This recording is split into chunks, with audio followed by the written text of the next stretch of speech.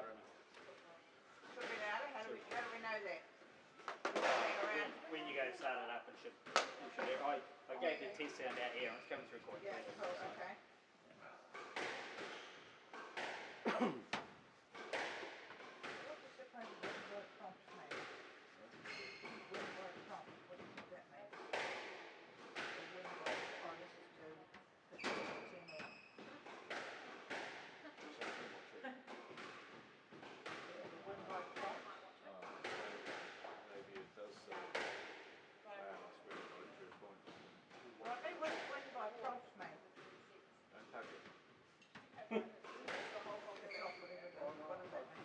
Oh, that means you can, it's set to standard, which is win by 2.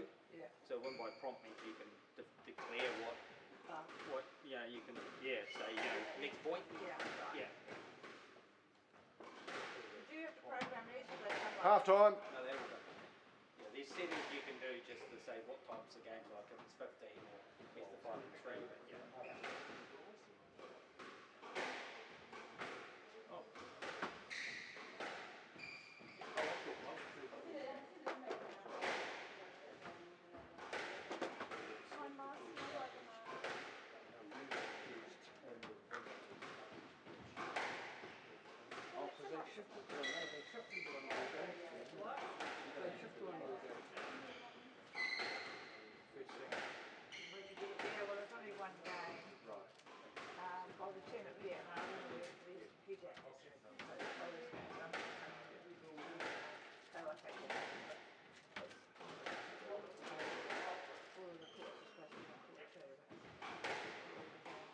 There's none up there, so I'll just ask John.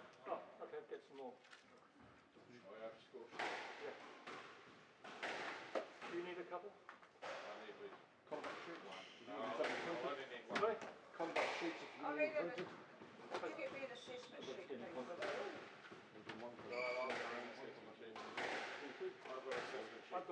have one. One score sheet. Oh, the 3. Does anybody need a photo combat? No, warnings don't need them. No. Have you already given one of you? Have a coffee, no black, no sugar. Back rub. And later a gin. Vodka. And the back rub. Foot massage. There are things to see when you don't have a gun. He's been watching my squash. Well, probably watching one as well.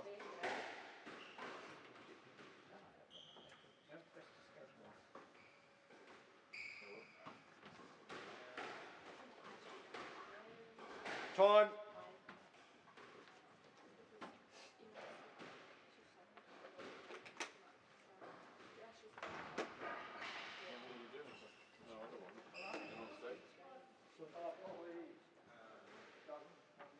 Mike check.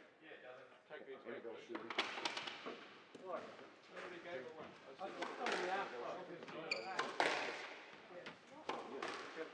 Good kill.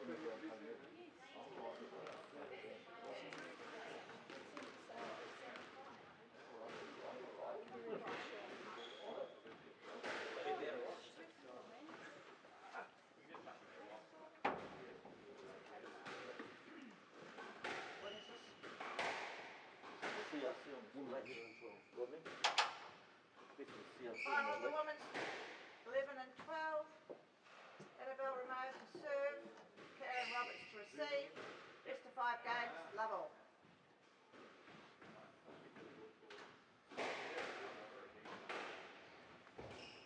Out. Hand out. One love.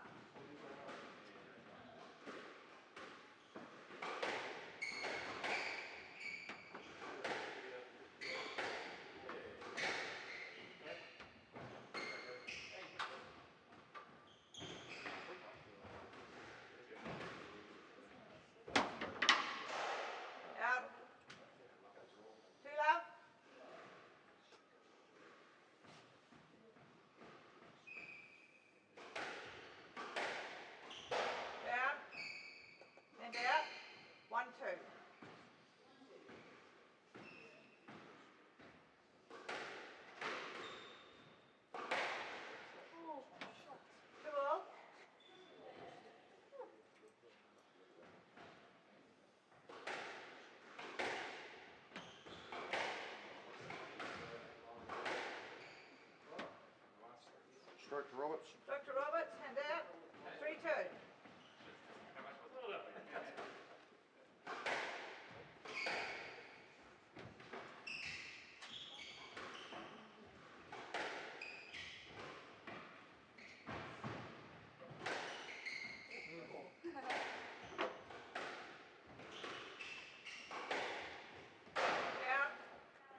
Hand out. 3-all.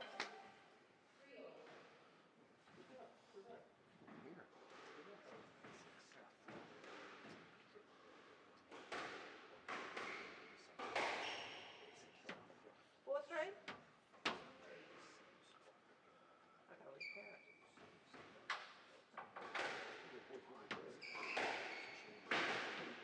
Hand out. 4-all.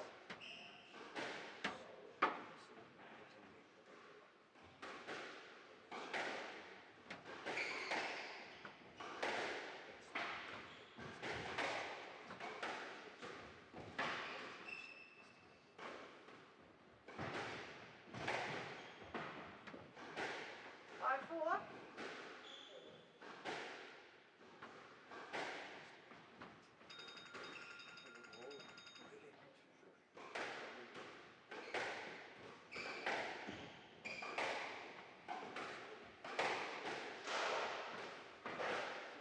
Not up, hand out. 5-all.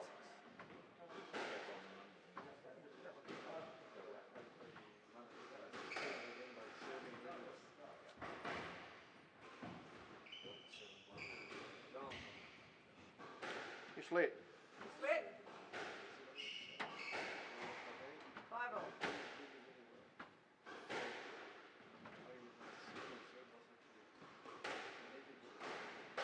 Down.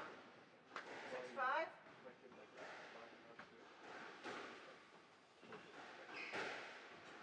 Good mirror.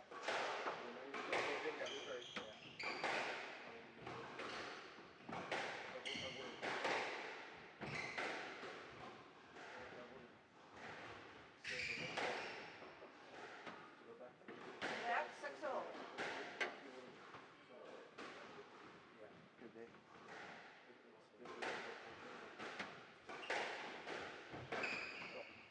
Hand out. 7-6.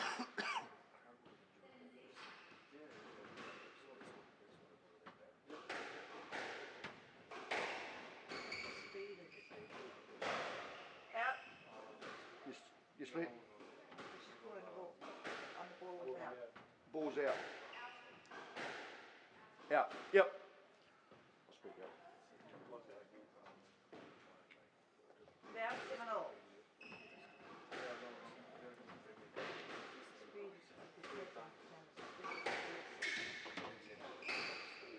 Out. Down. 8-7.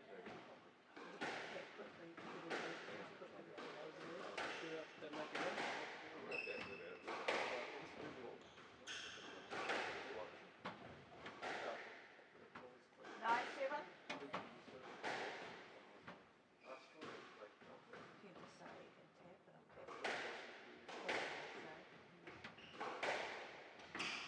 Out. 10-7.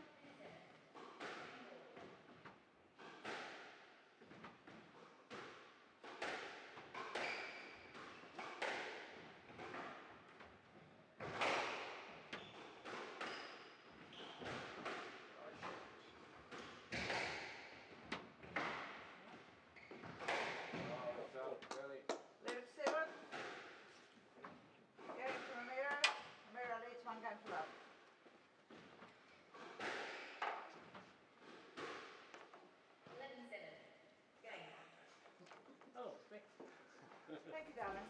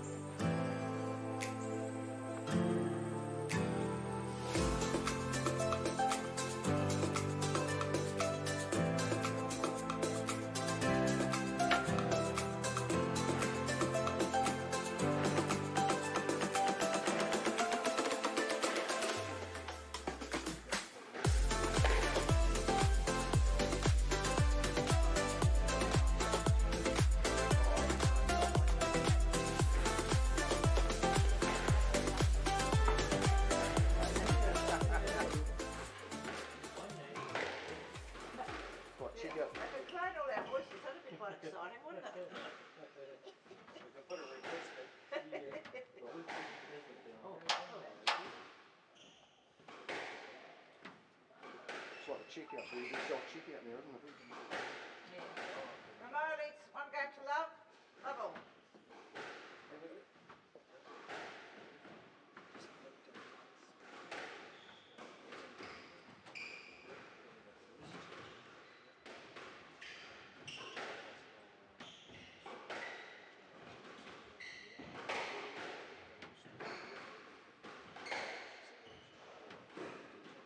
Round. One love.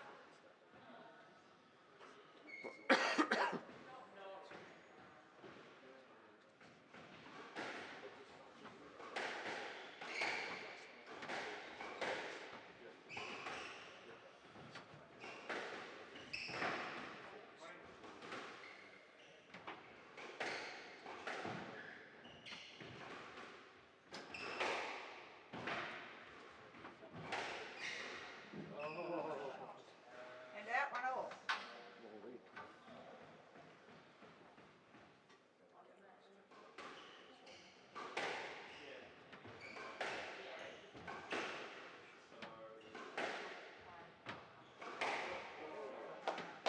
Two, one, hand out.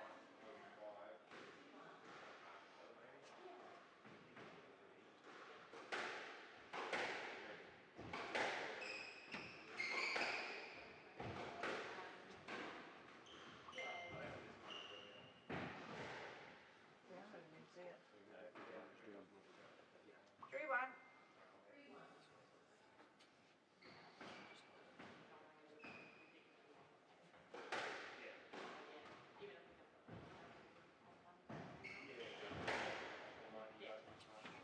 Four, one.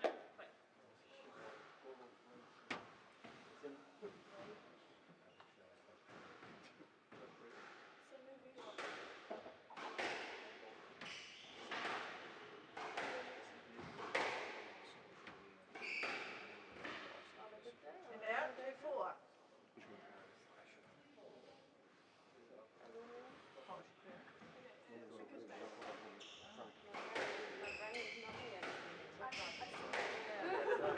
Came off straight. Down. And out, five, two.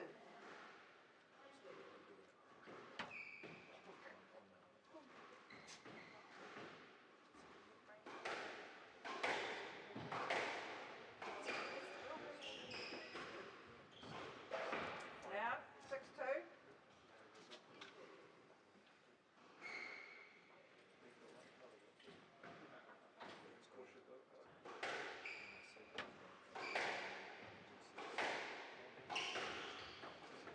Down, and out, three, six.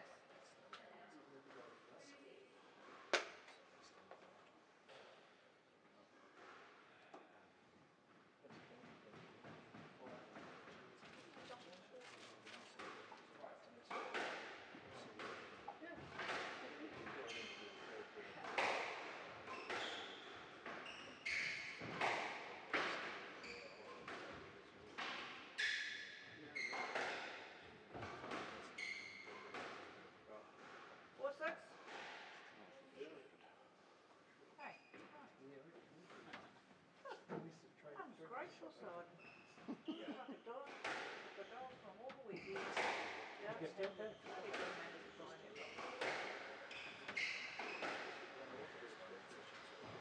boys be falling all over them.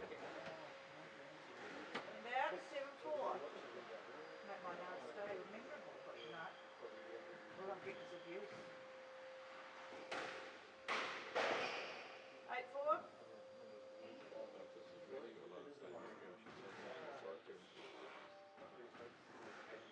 Everybody's back tonight. Down and out, five, eight.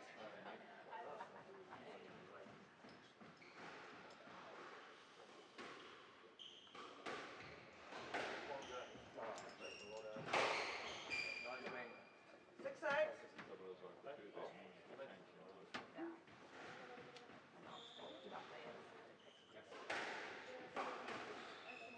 Sad as it will be.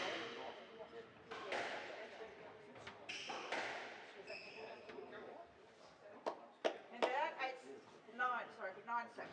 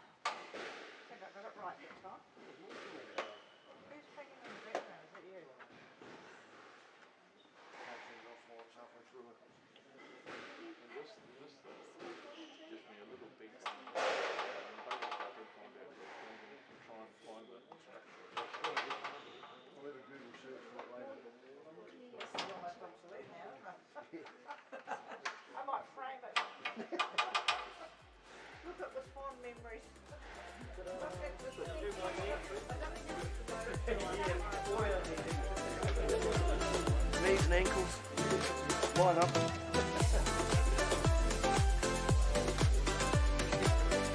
no warranty on them.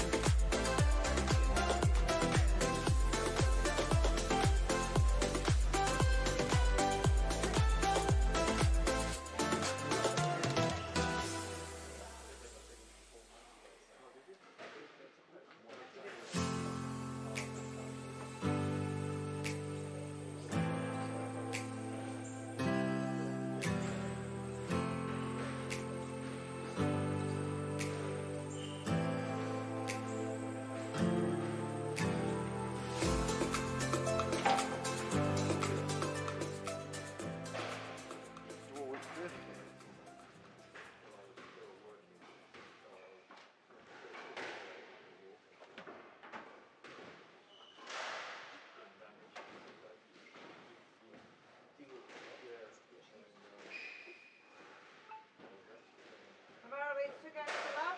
Level.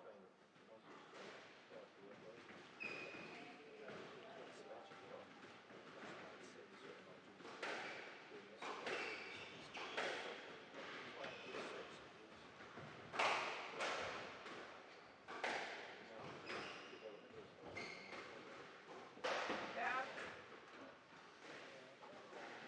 1 love.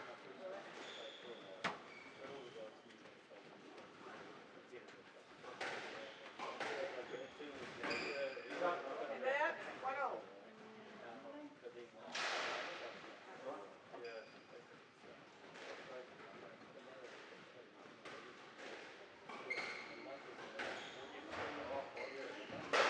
Down. And out. 2-1.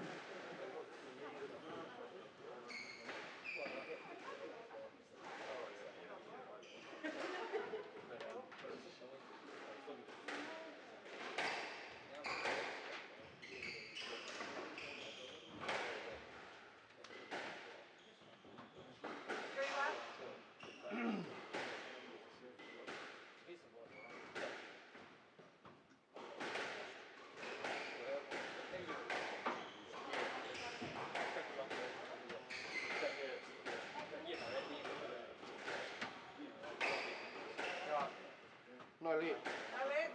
And out. 2-3.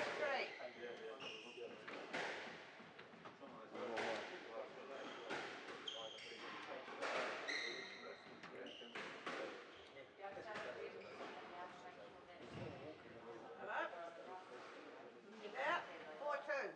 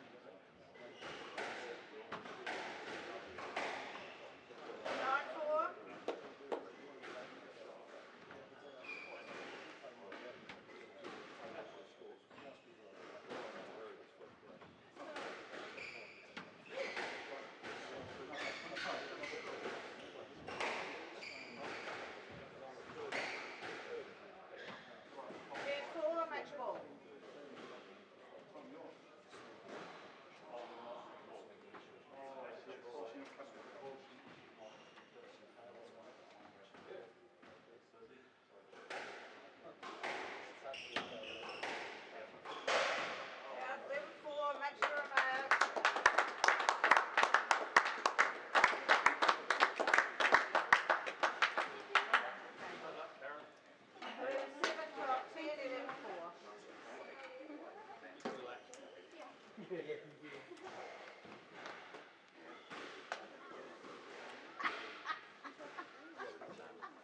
looking a bit dodgy.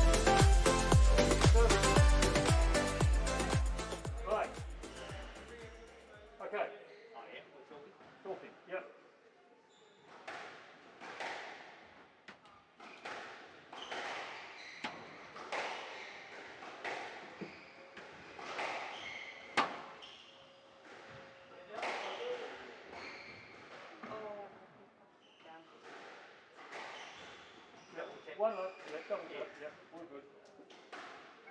Yeah, just put that. Double tap. Why not? Yeah, not going to be a down. Right, we need to sit down. Oh, no, I don't think so. Just, oh, just give me that as well.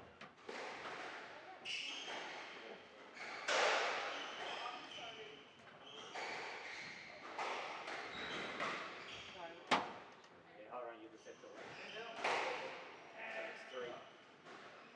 3-1. And white box. Thank you, Robin.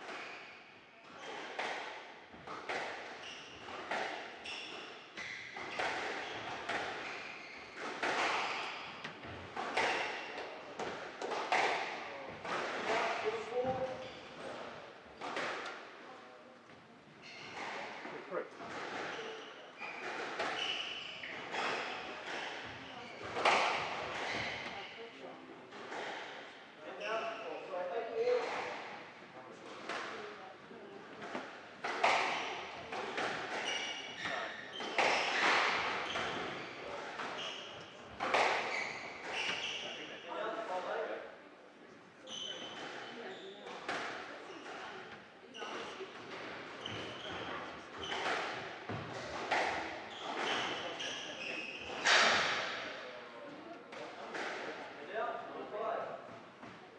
Jojo's not expecting to go to 4:45.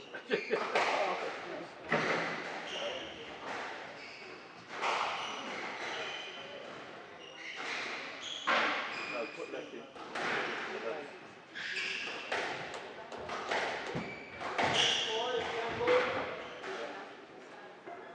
Good material now. Good serve.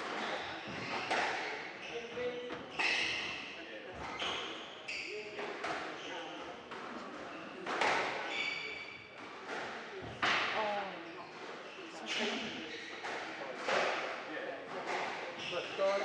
Yeah. That's it, you got it.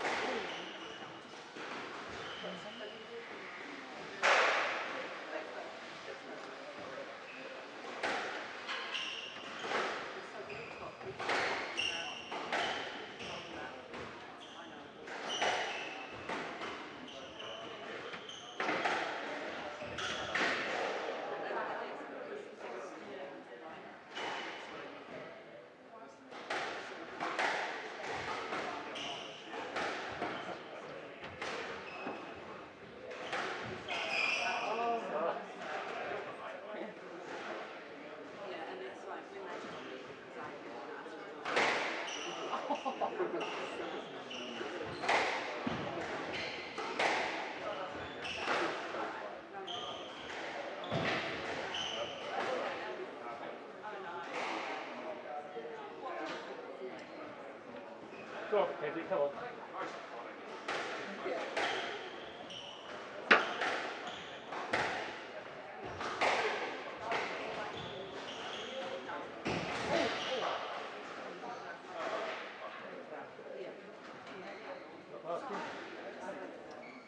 Want to let Sam? No. Doesn't want one. Probably give him one thing he's doing it.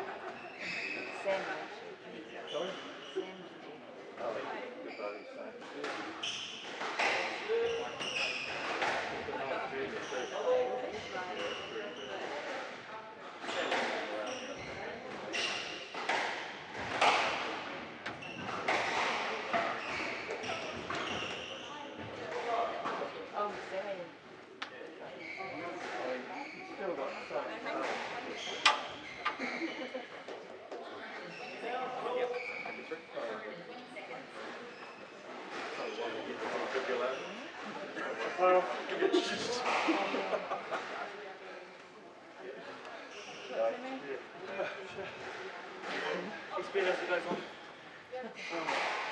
Then you miss it in.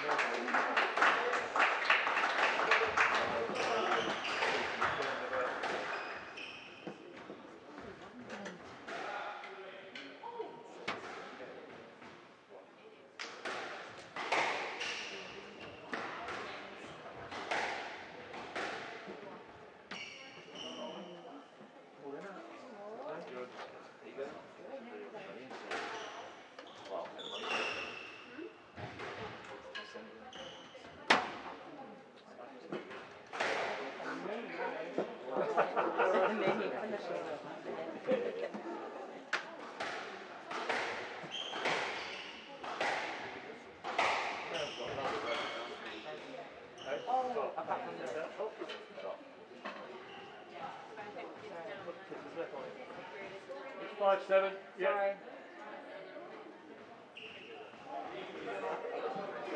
I'm done.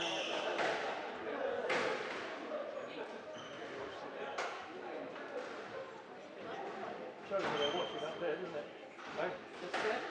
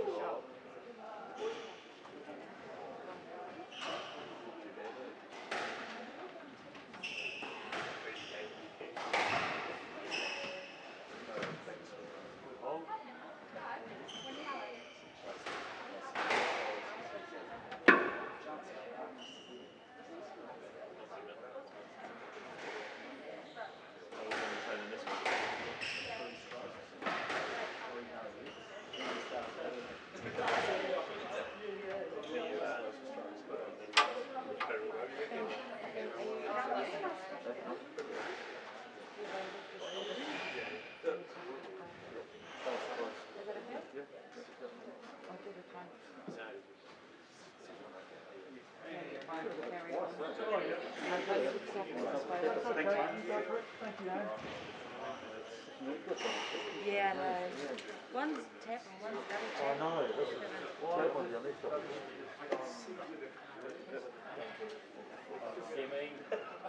Is it the Sky School one? Yeah. Is it Richard? Is it Richard that looks after that one? But do you know what the passport was? It's easy from here now, mate. Just put something on there. Free back just after that. What was that, Google?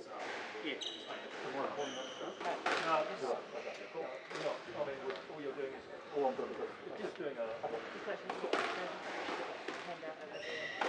from the left. Left each. Okay. All right. Okay, boys.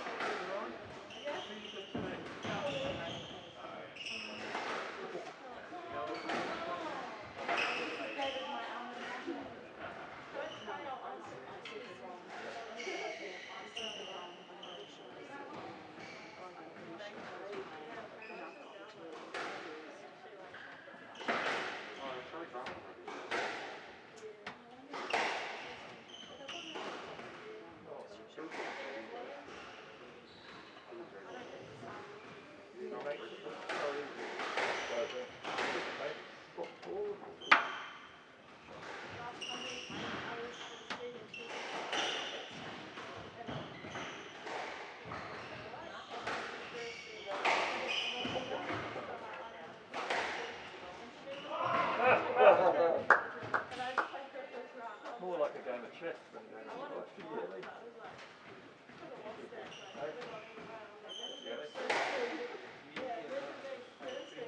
Yeah.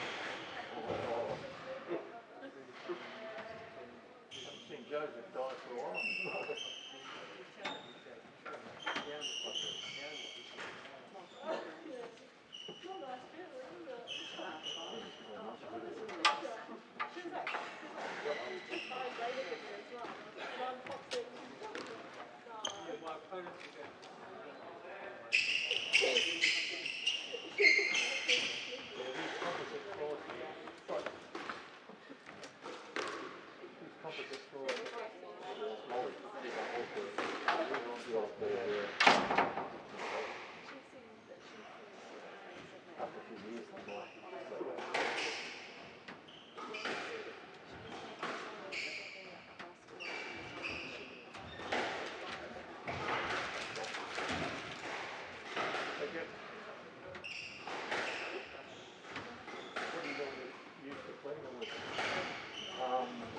Vinegar and water?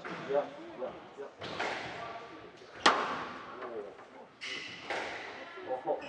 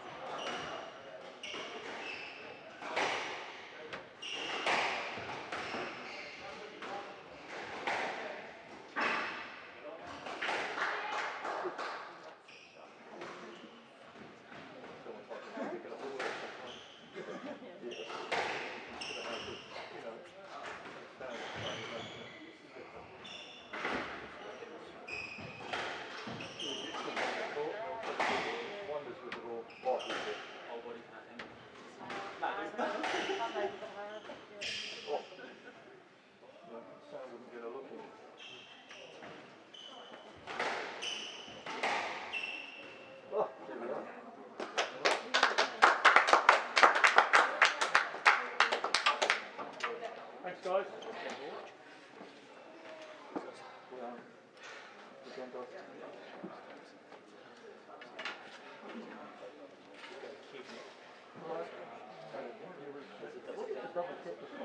Yeah, well, there's a couple of chapters that I like, and it's the actual application.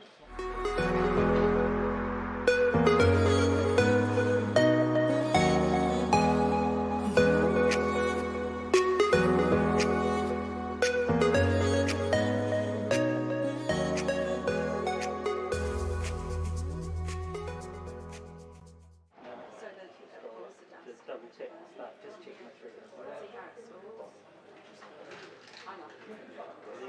Should all be right.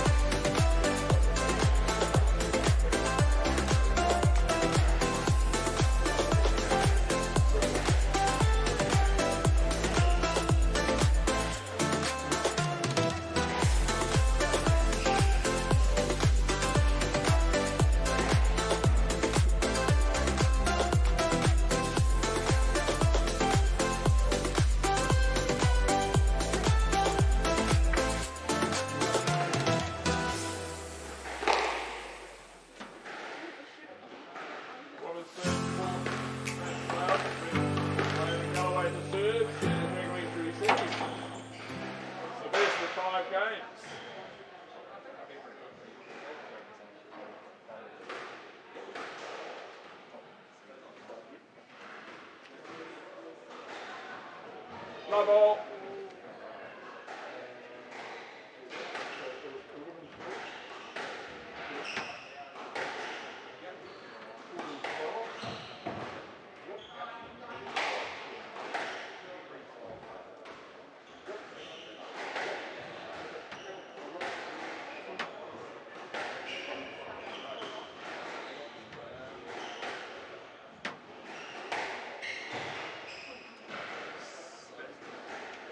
And out, one love.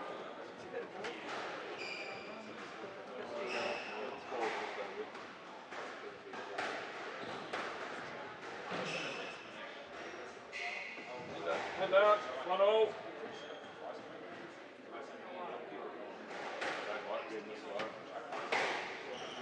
Come and stand beside me if you want to.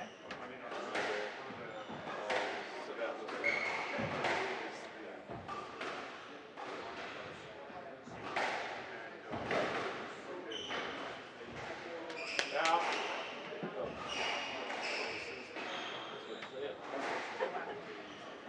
So how are you feeling? Double tap. Double tap it well enough. My fault. I don't like doing this.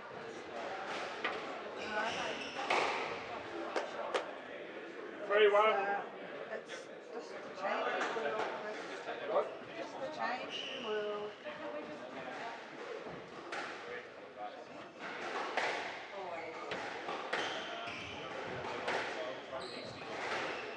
Out and out.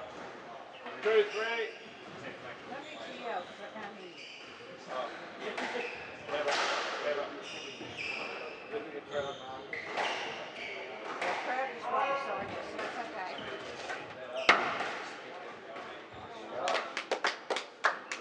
Hand out. 4-2.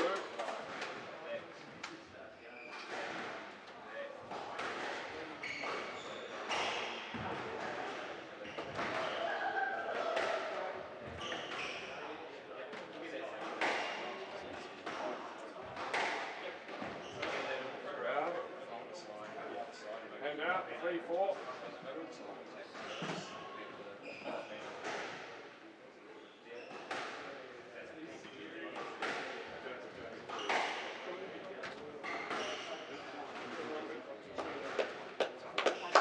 Four all.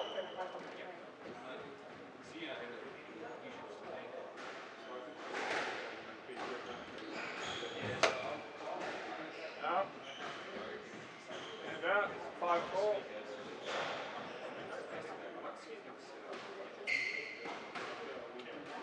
Down. And out. 5 all. Where you been? Yeah.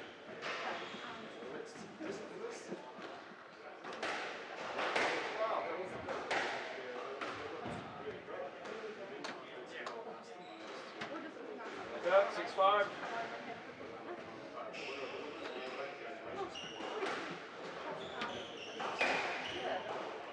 Down. 7-5.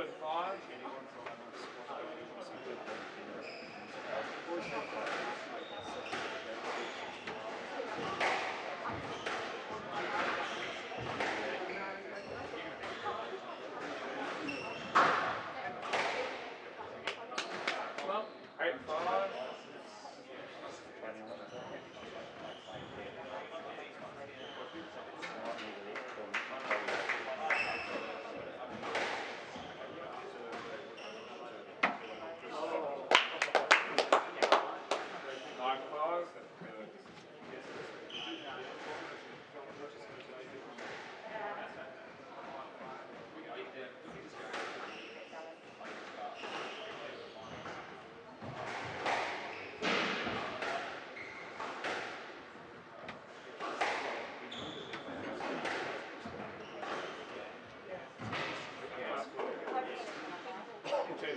Game ball.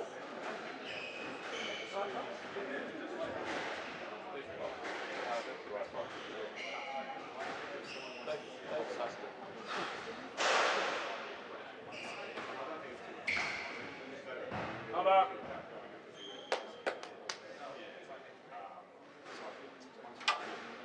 Dinner.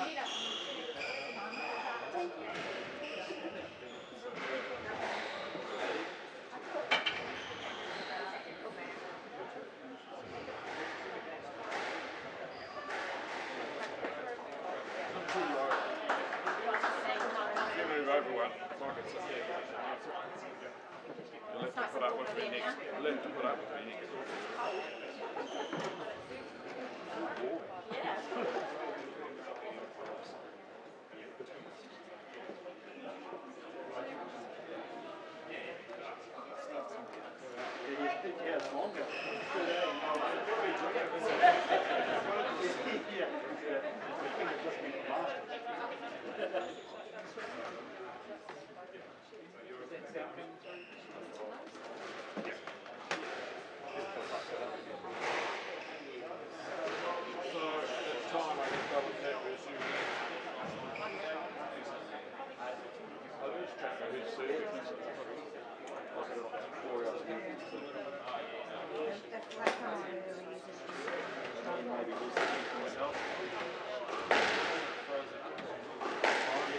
That's the only place I can only start drinking. But going into the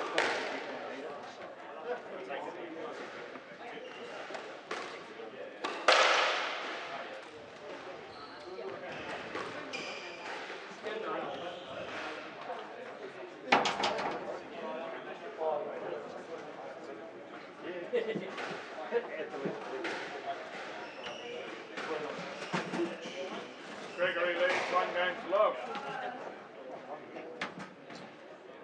Love all.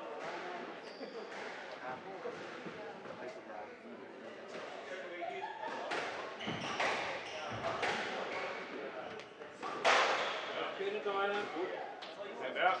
1 month.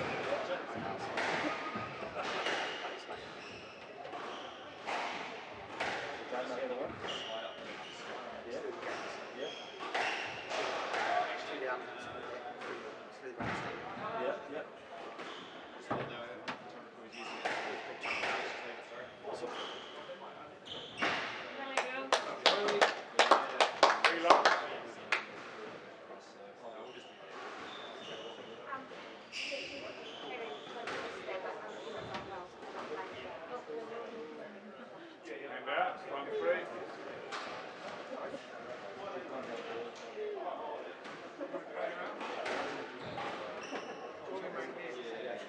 Two, three.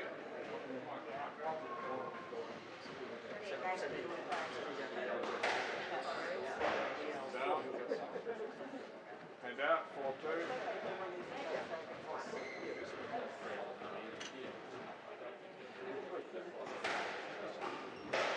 Down. 5-2. Keep going, Donna.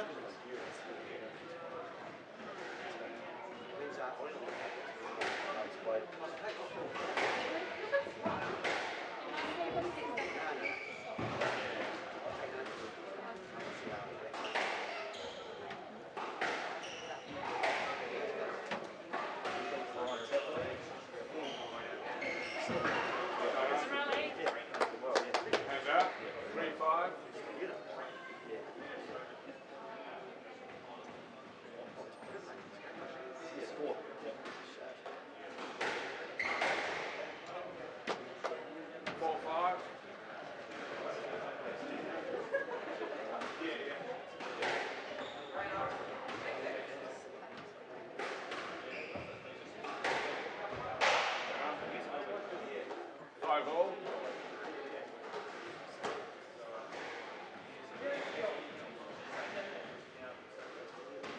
Out.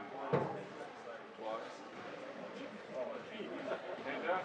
6-5.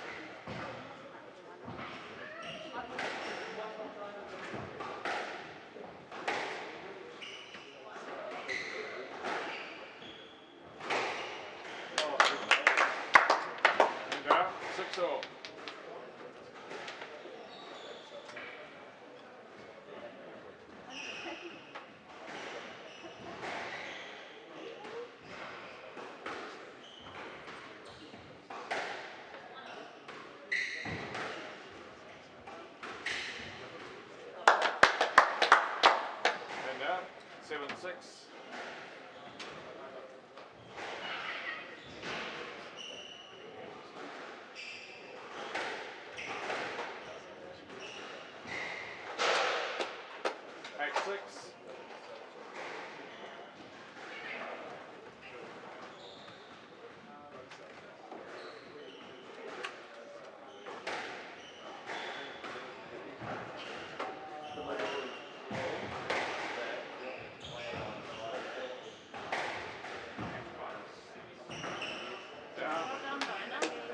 It's appealing. All's good? All's good. 9-6.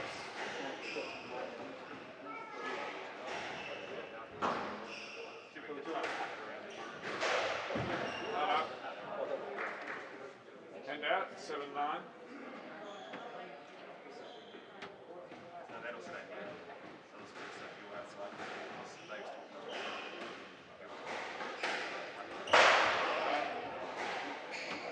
out, 10-7, game ball.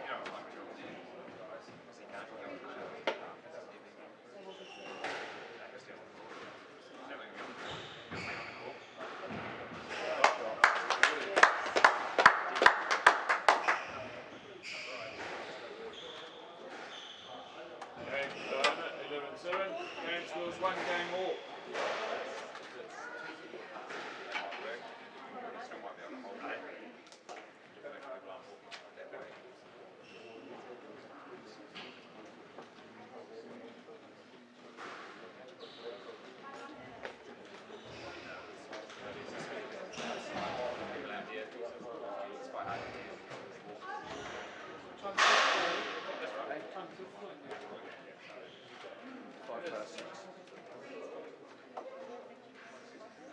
No, we won't.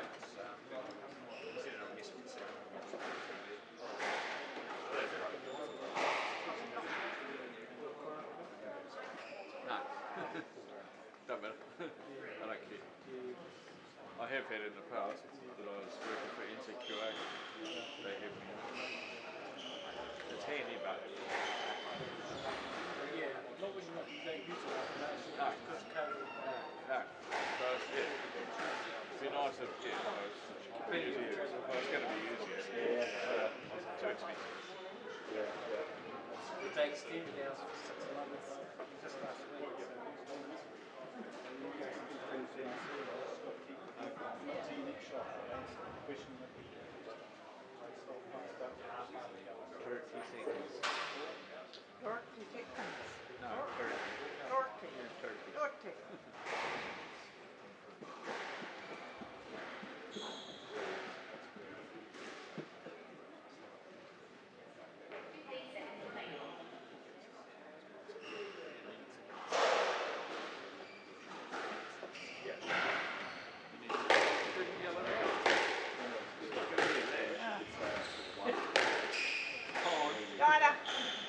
Sorry, something. Okay. No, I didn't say it. It's just because Jenna looked at the board, but I realised you couldn't see the board, so. We're all good.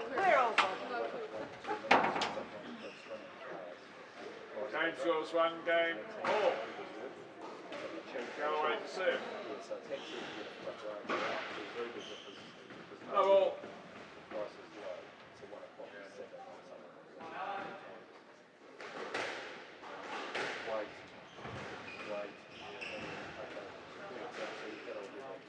Hand out, 1 low.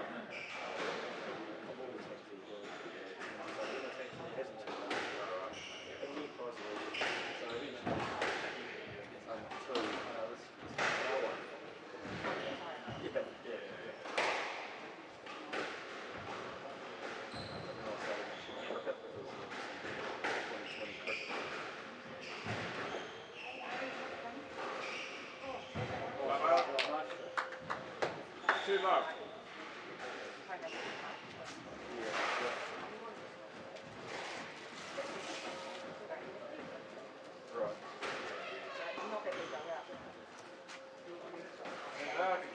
One, two.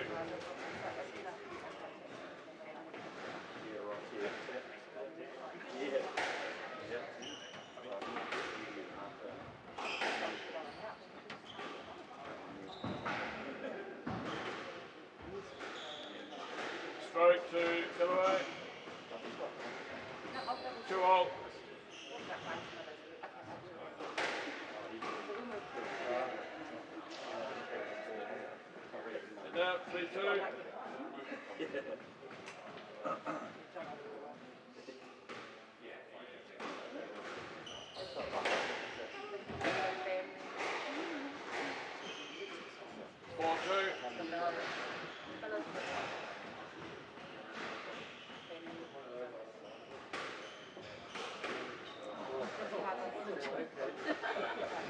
And down, 3-4.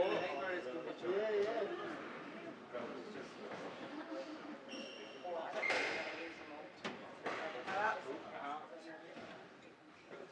4-all.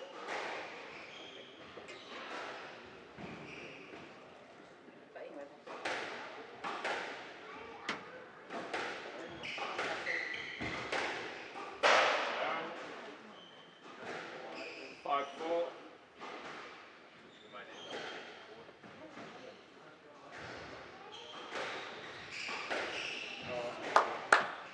And down, 5-all.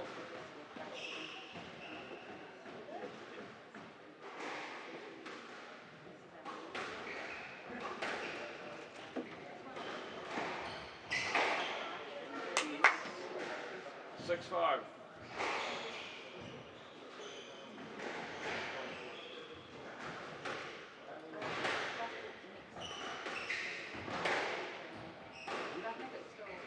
Another up. 7-5. 7-5. Those low tins though, won't they go to shot?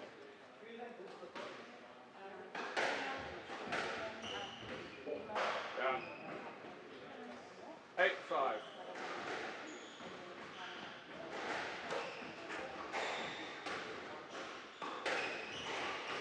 Oh. 9-5.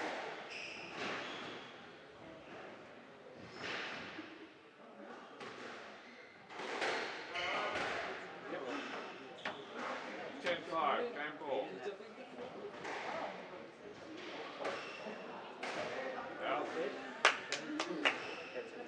South small. Going to Gregory. Gregory leads 2-1.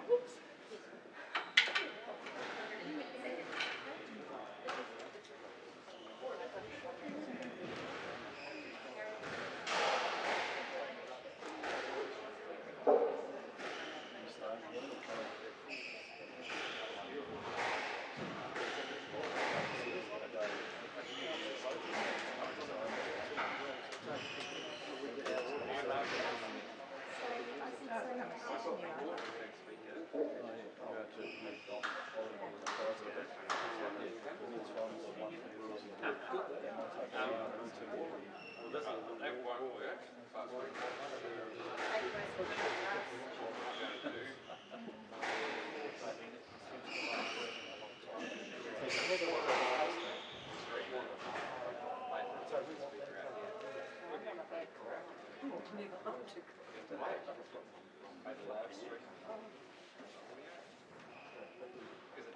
He's going to stand behind the TV.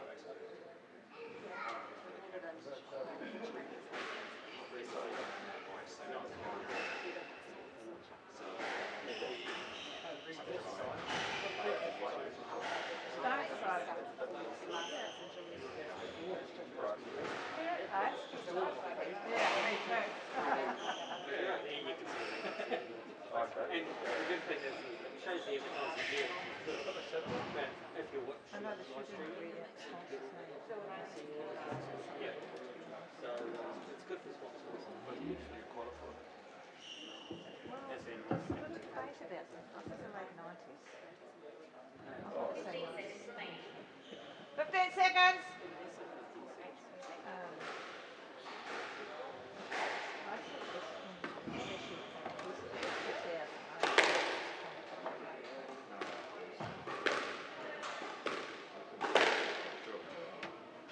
Time.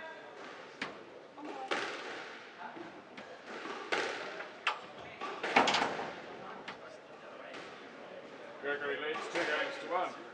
Gregory to serve.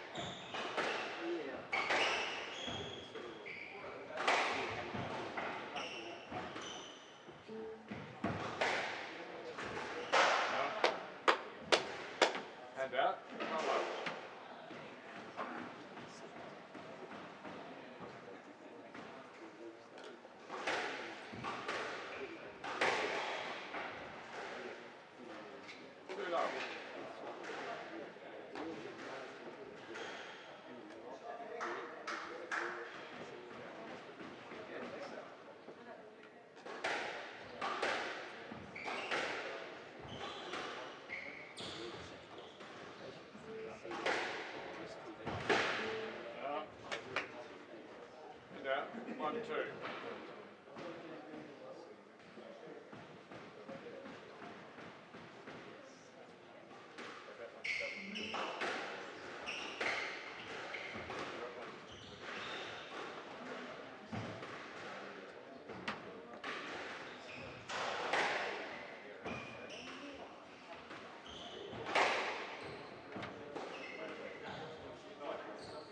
Not up. 2-all. Yeah.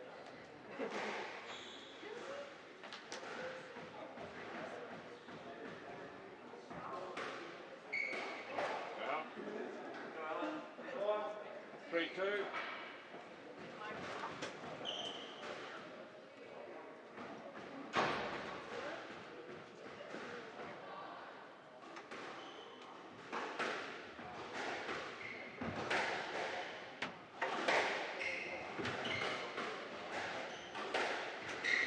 Oh, God. 4-2.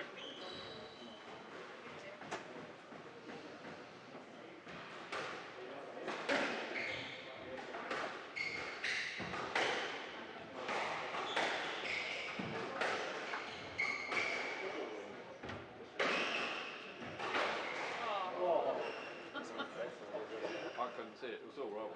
Oh, so what is she? What, is she asking for a leg or is she clearing the ball? No. Poor condition, nothing changed. That's it. Cracking the wall. It's those movable walls, mate. Because they're movable walls, so they crack a bit bigger.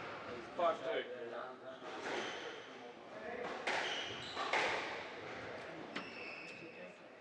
Six two. Yeah, she given it up.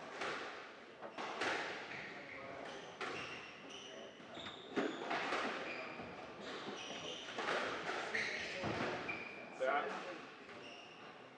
7-2.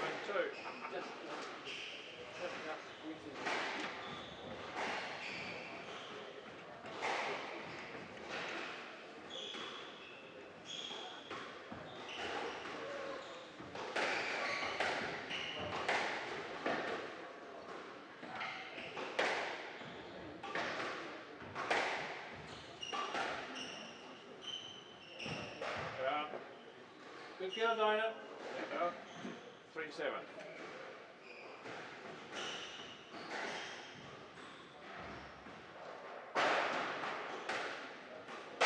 Down. 4-7.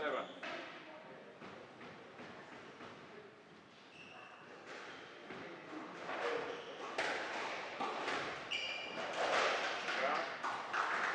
And down. Back 4.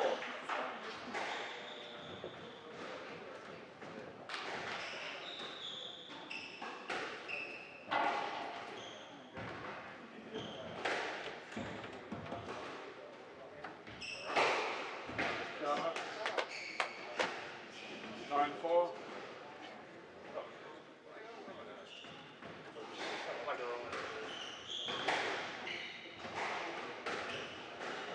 Down.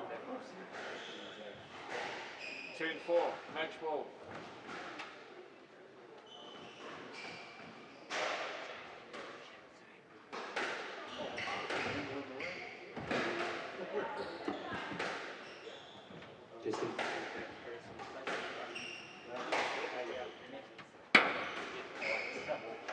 Down. 11-4. Back together. 11-5, 7-11. 11-5, 11-4. What did you say? Thank you. Thank you. Thank you. Want a drink? Are you sure? Thank you. Oh, rosé funny.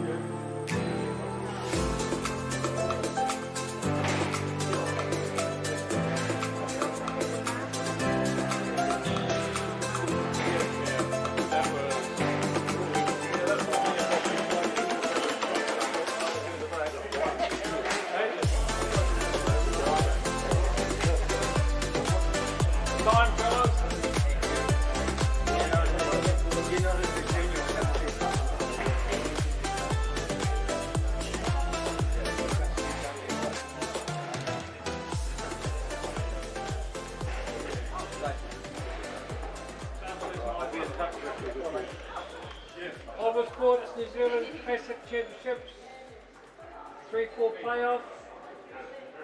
Glen Templeton to receive, Will Donley to serve, best of 5, love all.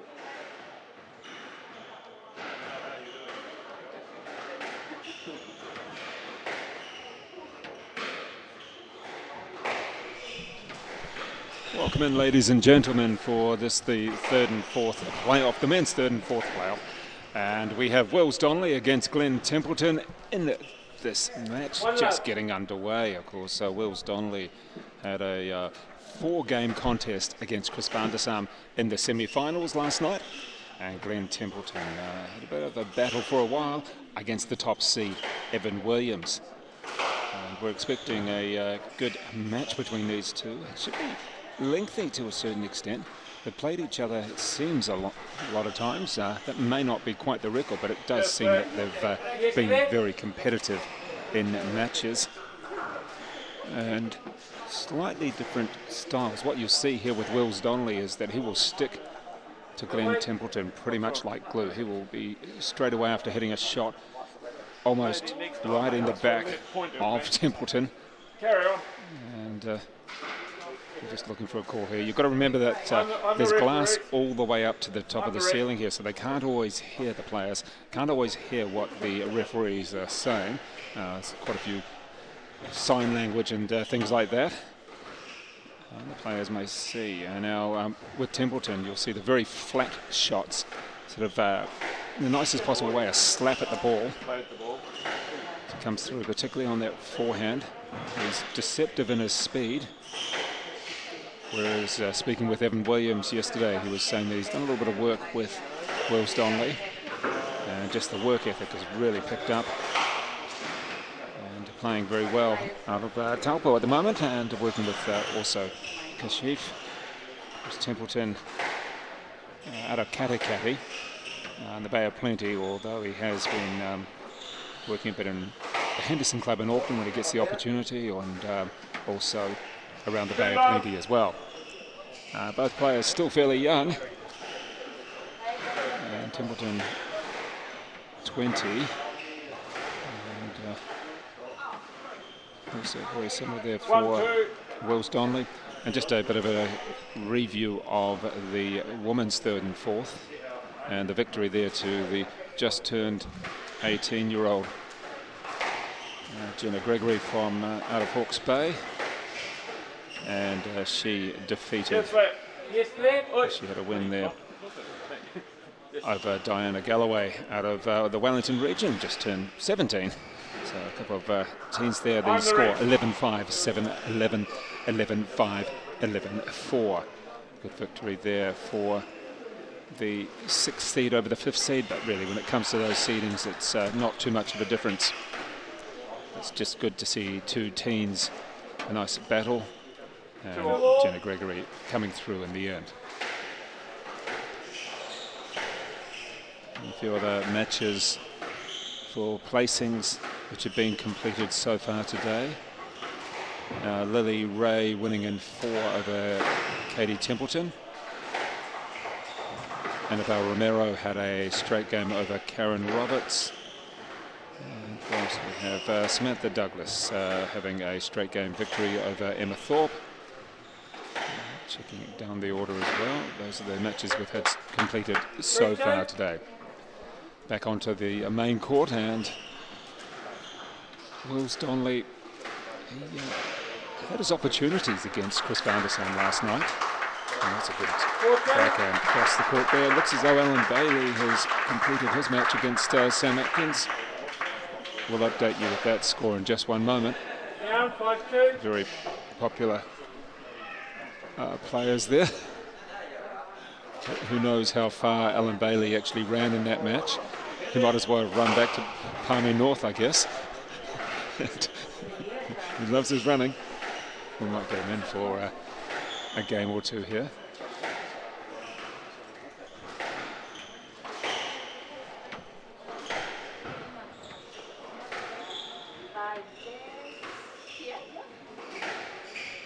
So both players in this match just working their way into it. No great urgency just yet.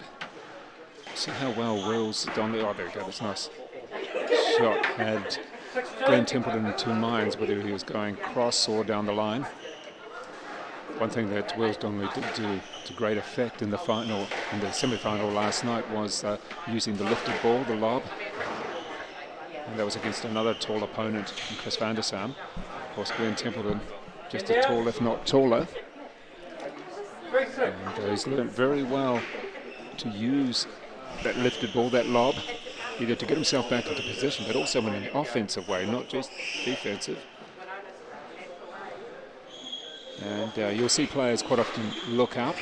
There is a high scoreboard screen up above that sometimes they'll check up on the score as well.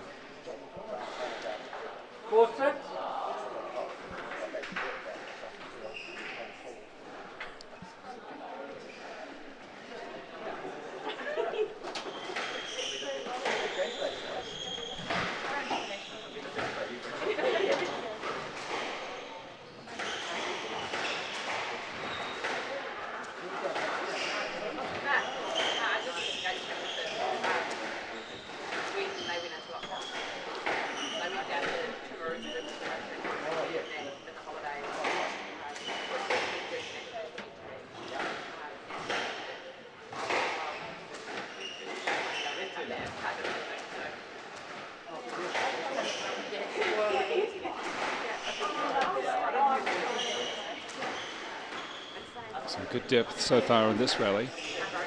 Ball really moving back to the back corners. And both players having to wait a little bit with the slightly lifted shots. Let's see if anybody can move forward. A little bit of bumping of the bodies there.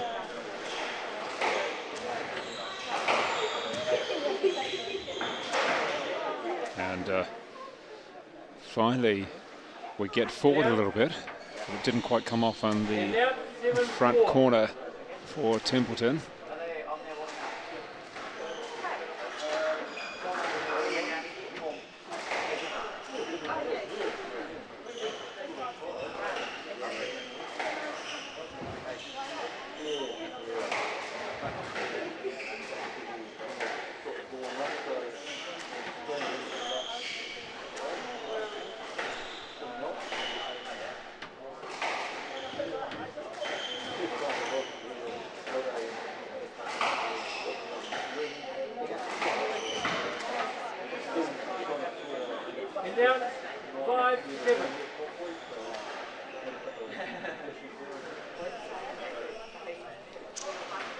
And as this match continues, see a little bit of a little couple of points going towards Wills Donley as he takes the 8-5 lead. Again, no player really hammering home the advantage just yet. That's good depth into the backhand corner. Can he step up? We haven't seen too many drops just yet. Donley trying to get forward. That's a bit of shot. There we go. That's what we wanted to see. A bit of variety in the play, and it works as Templeton gains one back.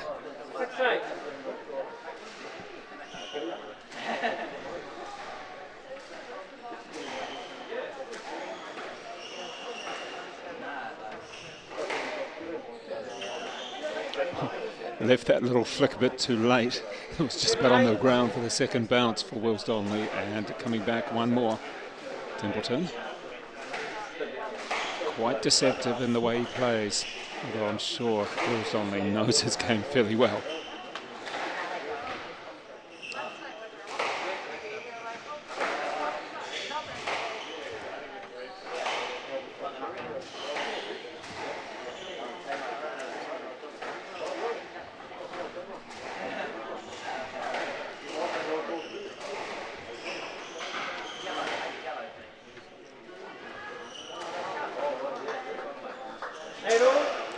And from 5-8 down, back to 8 apiece. Let's see, there we go. Look up at the screen. Oh yeah, it went 8 all. That's good.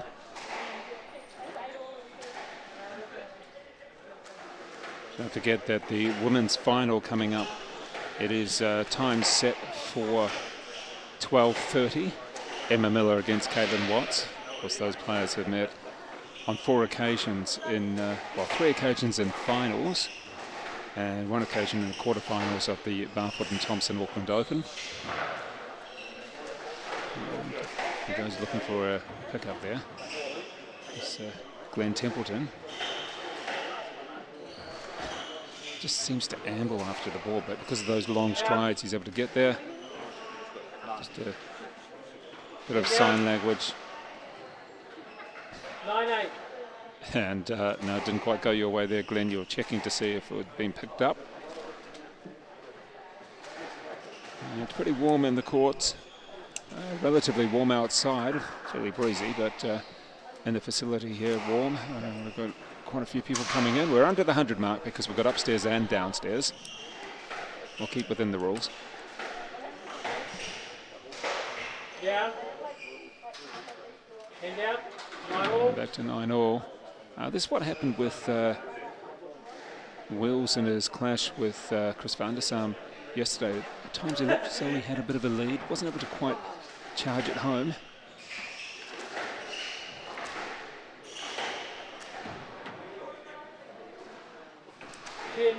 And the first match ball.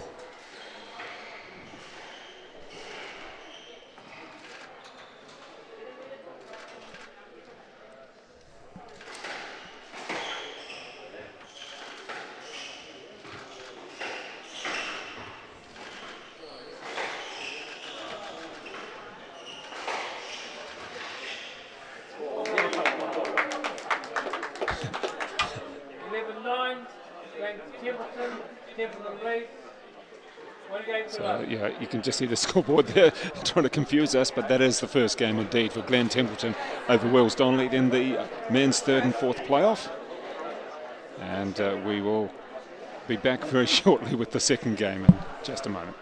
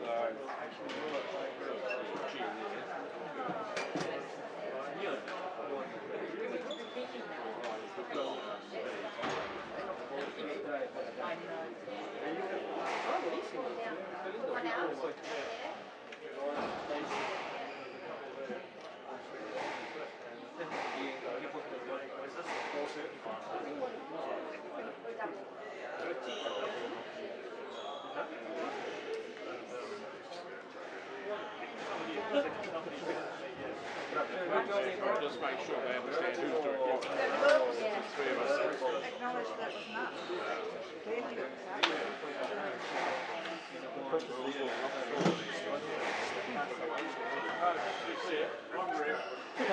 He's Barker.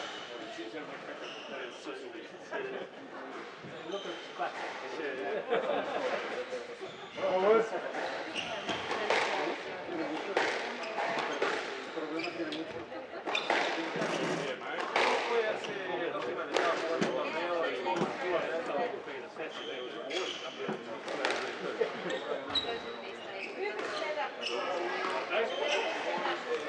Seconds.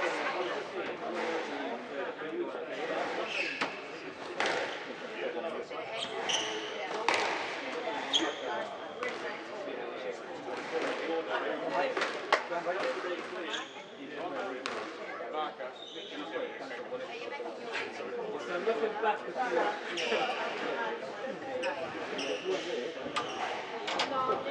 Templeton lead, 1 game to love.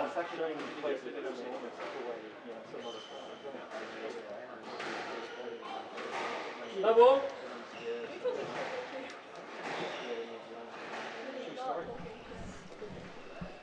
And the first game to Glen Templeton against Wells Donley in the Oliver Sport NZ Classic here at the Hutt City Squash Club. Thanks to Oliver Sport. You can check out the website oliversport.co.nz if you want to take a look. Well, it's thanks to Leon and Deborah at Oliver Sport. This tournament has PSA satellite status, so good for the players there, and a nice bit of prize money as well. Also good for a lot of players outside of the Auckland and Waikato region. And those that have been outside of that, we've got Emma Miller, who is from the Waikato. However, she was outside of that region. Nice pick up there from Wells Donley, angling the ball down. Coming back with no bounce for Templeton to be able to pick up.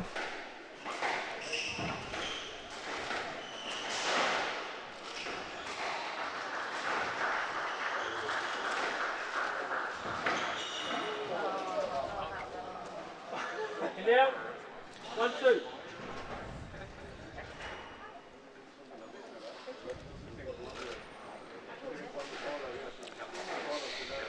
So Templeton just taking his time in between the serving. We won't see that, I can guarantee it, in the women's final between Caitlin Watts and Emma Miller. It'll be point finishes and start the point again. That's the sort of play that they have. Whereas the men's final with Evan Williams and Chris Vandersam, Vandersam will be trying to speed up the play in between, whereas you'll have someone like Evan Williams quite methodical in the way that he comes up with each point, just the way he plays.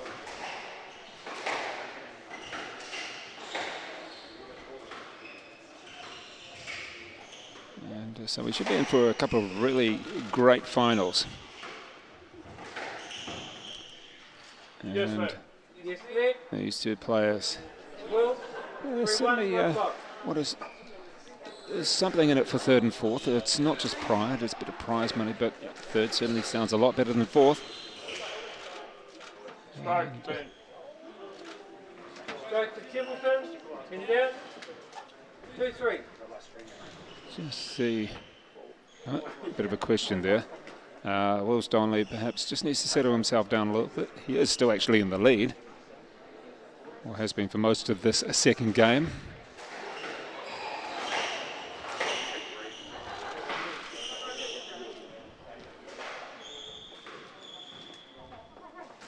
And out, 4-2. Try and tap it quick. It's such a delay.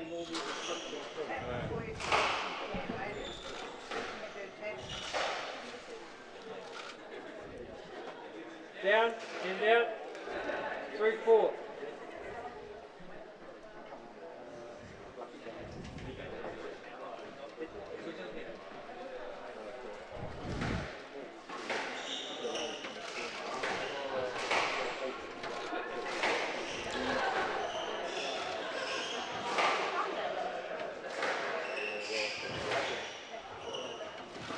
Good work from Wills Donley switching to the forehand side. Had a little bit of trouble from that. We had Evan Williams suggesting that he was just hammering the backhand too often, that he need to switch a little bit. And the ball out there, a bit of a collision with the back wall for Templeton. And out, 5-3. But Evan Williams suggesting that he just kept on going short on the backhand side against Chris van der Sam, and just need to switch it up a little bit. And when he did it, gets the bounce that you want. Well, certainly the bounce that Templeton wanted. And Glenn Templeton just sticking around, not letting the score escape too much, although in the first game it was 8-5 to Donley. And Templeton just slowly worked his way back in. And perhaps that was something that occurred last night with Donley. Let Van der Sam work his way back in slowly. Good player that he is. Had the experience as well on Donley. Because these two are pretty much similar ages, or thereabouts anyway. You see the body checking there.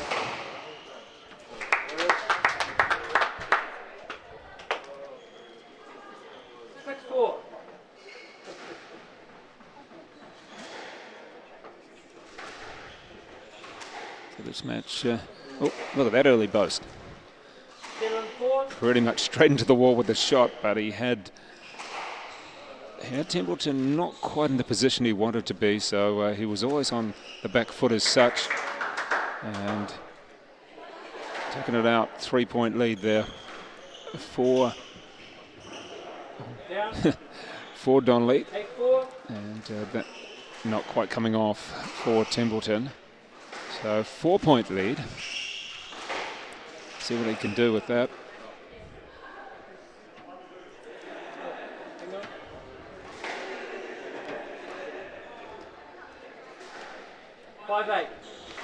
And back to the 3 that we had in the first game, and managed to come back from this, Glenn Templeton.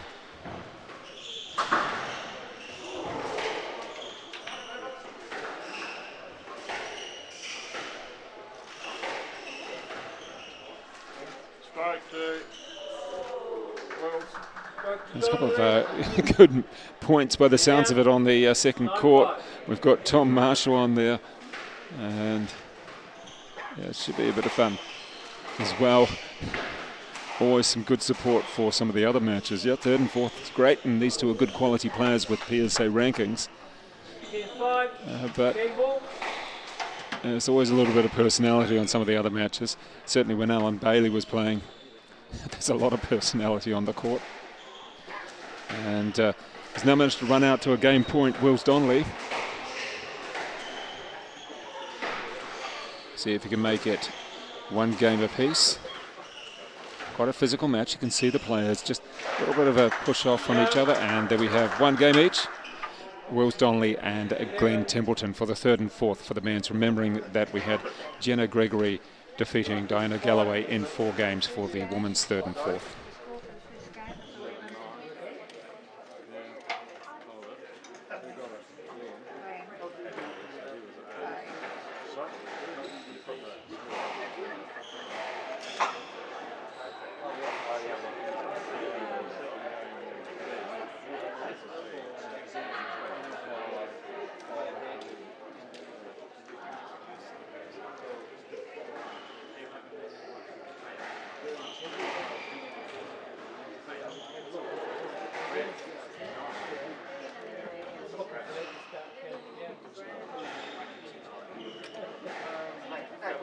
They're both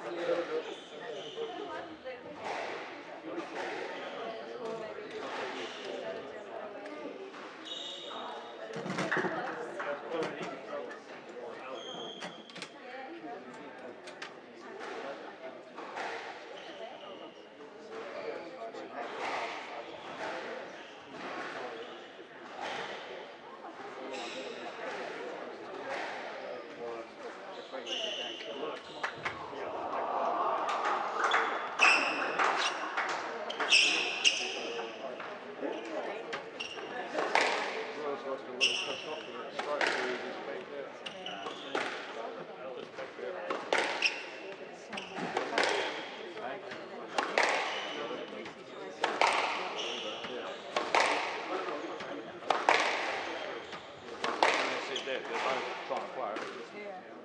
15 seconds.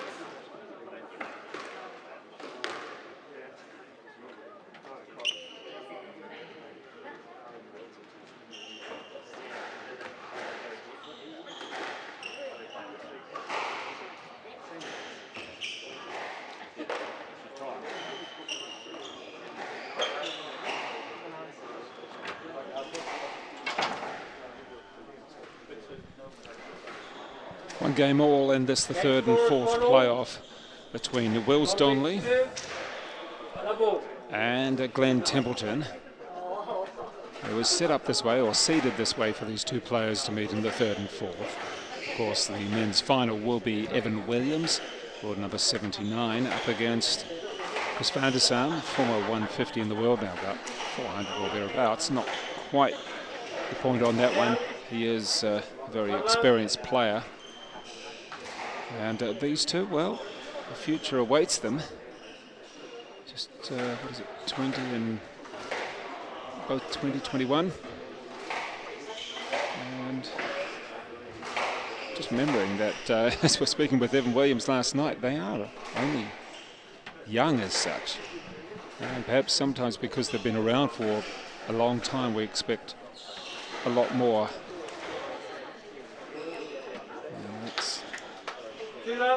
Just enjoy where they're at and enjoy watching them improve.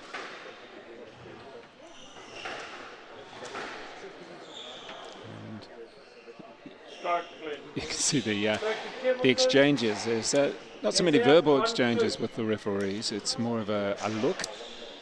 It's quite hard for the players to hear. There's glass running all the way up the wall. Yes, sir. And alert there, so a lot of sign language comes into it. Officials pretty good at that. And the players, well, so far we haven't had too many issues at all, actually. It's been great. Still got the finals to come, who knows? And of course, when we do get to finals, there tends to be just that little bit more urgency about the players and the decisions as well. And things obviously get the traffic a little bit more down the middle of the court. Oh, just a quick check of the bodies there. And Glen Templeton moving around. You can see how close Wills Donley will get to Glen when they mark up. Just a lope to the back of the court from Templeton. The player able to get fully forward. Are we going to get the drop? No. Oh, that's good play. Was it going to go down the forehand wall, or instead cross court?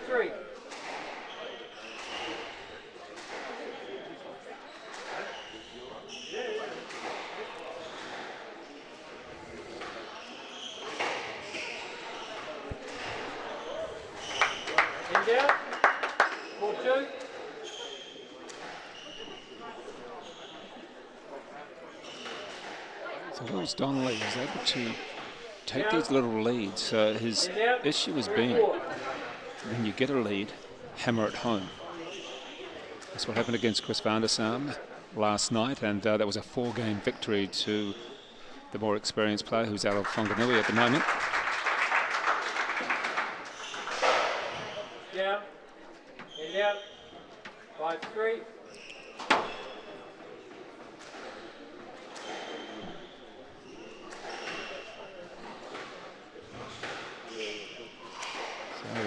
thank you to everybody involved in the tournament, including Oliver Sport, Squash Wellington and Hutt City Squash Club, to the Fletchers, that's Jason Fletcher and John Fletcher, NTEC, also to all other people involved in the tournament, the volunteers. We had Samantha Douglas, the club captain here, enjoying playing and being involved and cleaning the walls as well.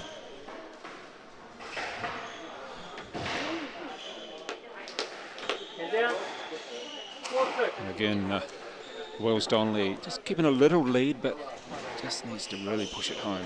He managed to do it a little bit better in that second game. Got out to an 8-5 lead and was able to win it from there. In the first game he was out 8-5, but dropped it from there. Oh, down on the ground as he seems okay. And Glenn Templeton just goes over, sort of kicks the floor and says, yeah, that's a little wet. You all right, Wells? So just a slight break for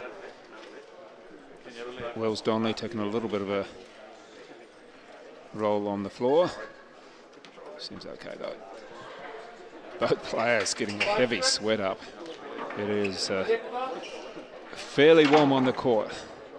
It's fairly warm just off the court, let alone these two players run around bumping bodies.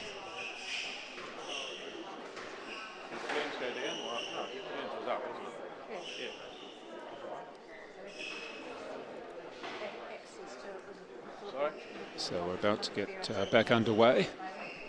One game apiece, as you can see, 6-5.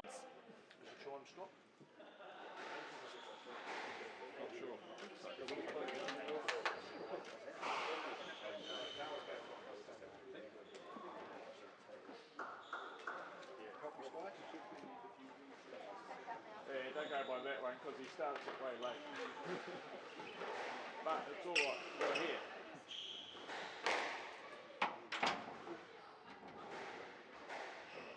Donley leads 2 games to 1. Donley to serve. Love all.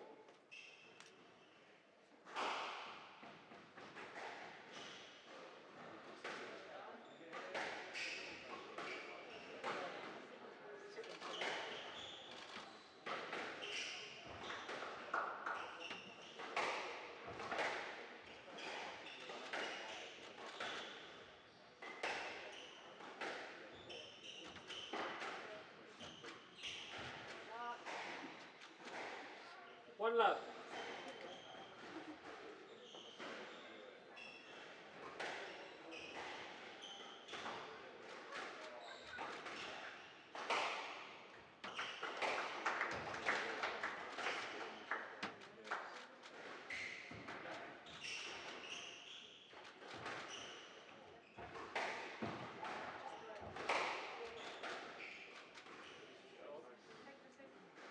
Two love.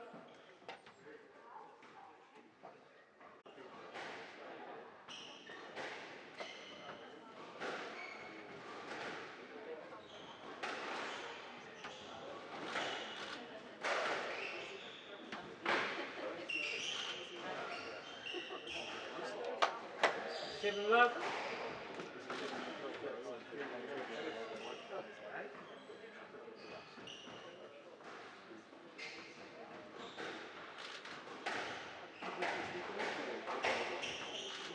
Straight to Glenn. Straight to Glenn. And out, 1-7.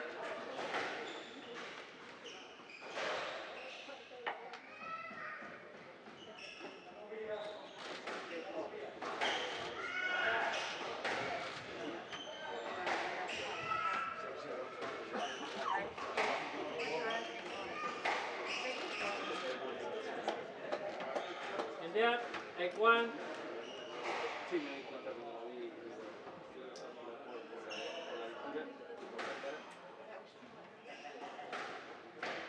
Down, and down, 2-8.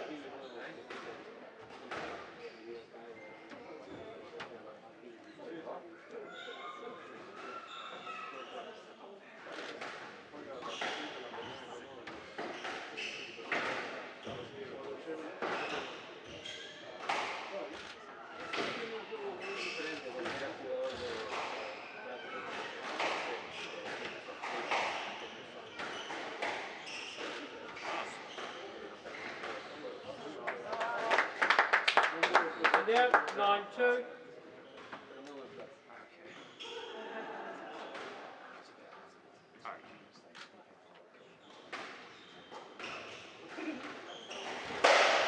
Down.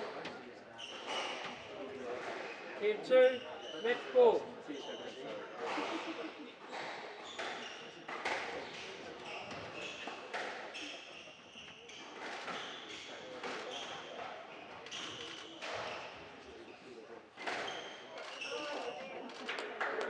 And out, 3-10, match ball.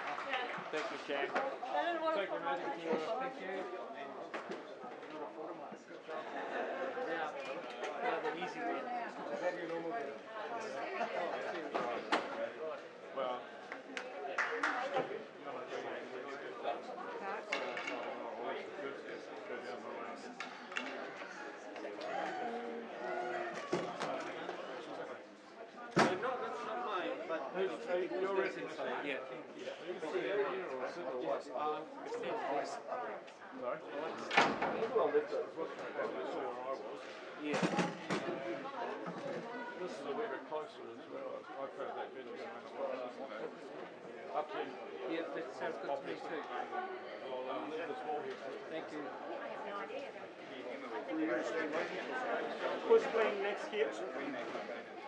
The women's? Sorry? Okay. Thank you.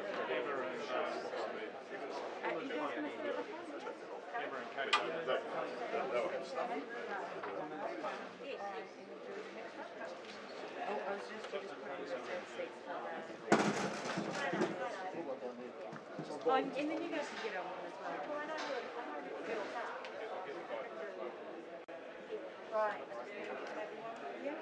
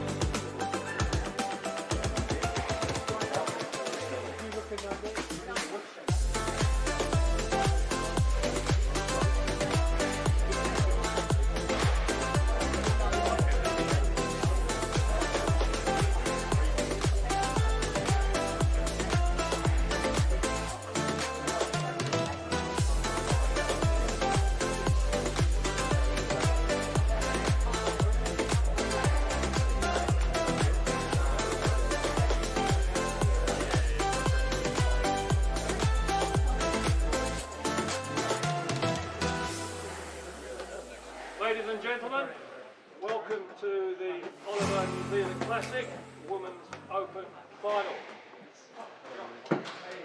Number 2 seed, Emma Miller.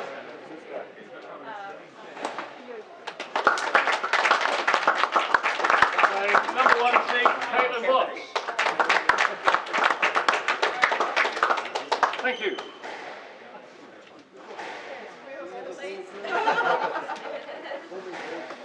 All right, Dean. Don't anyone steal that chair. I'll do that next match.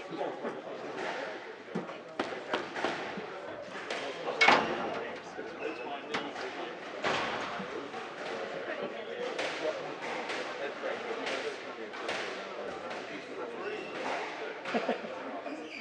Okay.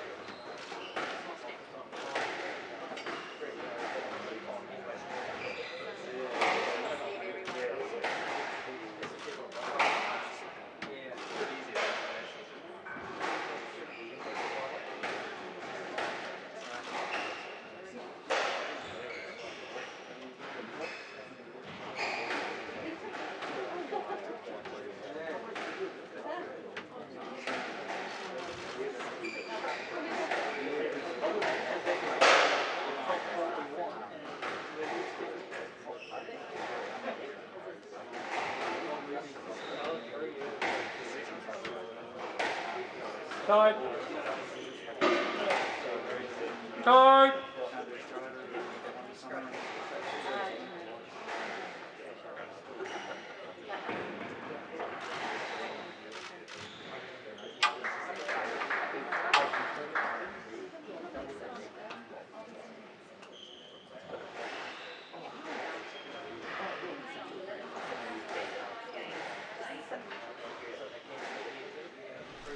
Well, ladies and gentlemen, let's welcome everybody in for this, the Oliver Sport NZ Classic here at the Hutt City Squash Club at Fraser Park. And great to be here for the final, and great to have live vision as well. And as you can see, a final, a very good final with our two top seeds in it, Caitlin Watts against Emma Miller. And of course, these players have met on 4 occasions earlier this year, 3 times in finals.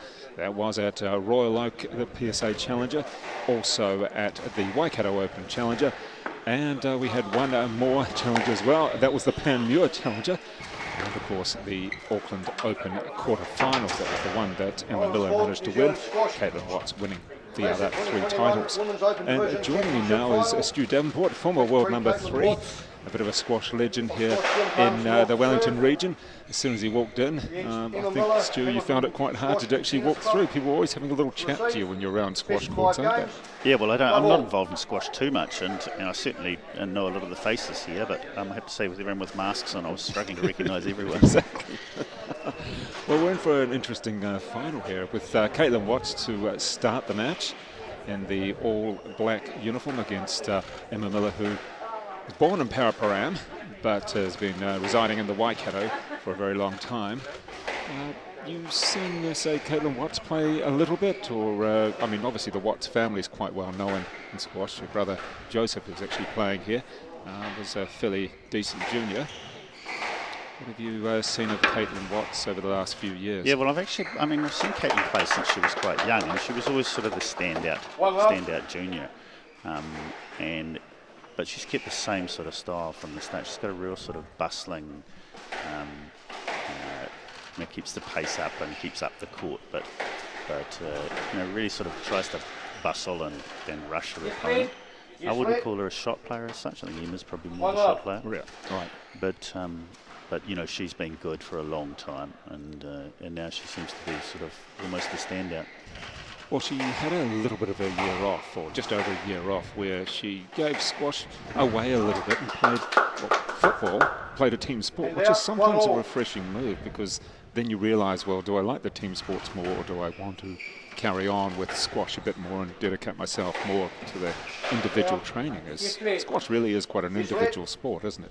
Yeah, and look, it was pretty intense for her right from the start. Right from a young girl, she was working hard and training hard. I completely clipped her, and it went down. I had literally no way of hitting that ball cleanly without her. Yes, please. Please. Can you tell me why though, please, Maddie? Because it's pretty early, so I just want to know. Yeah. So you can hear the question from Emma Miller. There was room, I clipped her. I completely hit her. So there's room, but she's in the way. One of the issues that we do have is that the officials standing back a little bit don't quite have the height that they'd want.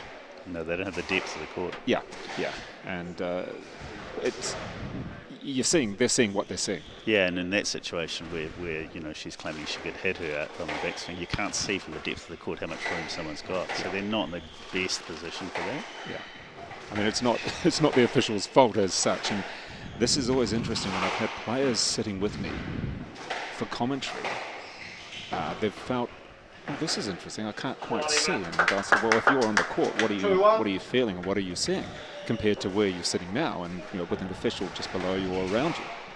And it actually does bring in a little bit of understanding, because obviously the player's always going to think their way, and they're down on the court. They're seeing it differently from someone either in the stand or standing quite a way back from the court. Look, I think there's an element also, when taking a discussion with the referee so early is sort of just stamping your authority on it and saying, this is, I am going to have my say here, I'm not going to be bulldozed. Yeah. Well, she's a school teacher by trade, is Emma Miller out of Hamilton. However, usually she's quite passive on the court. In fact, it's hard to see her not smiling. So that was quite unusual in a sense that we're in the 3rd point, or 4th point. And a nice little touch there. The volley. Oh, good recovery. Where's she going to go? Quite a long point for these two. And, Caitlin Watts did a lot of work. Yeah, but she will do a lot of work. You know, she's capable of doing that running. In fact, on some of the finals that we saw between these two players, it wasn't unusual to see Caitlin Watts throw herself at the ball and literally dive, which is not advisable all the time. There's diving and there's diving. Paul Cole seems to execute it quite well. Caitlin, it just sounded bad when you heard the body hit the ground. It was, ooh. Fortunately, she's young enough to get up there, whereas someone like Paul Cole, who's now turned 29, probably going to feel it a little bit more sometimes. Still sounds young to me. Yeah, exactly. You weren't a diver, were you? Can't recall you. Well, I always had the problem that I couldn't get up again. Yeah. Can't recall you diving. Probably fell towards the ball occasionally. Flopped, it fell. Much better rally with a bit of depth. Yeah, they're both struggling to get their length to start with, aren't they? You know, there's quite a lot of mid-court stuff. 5-3.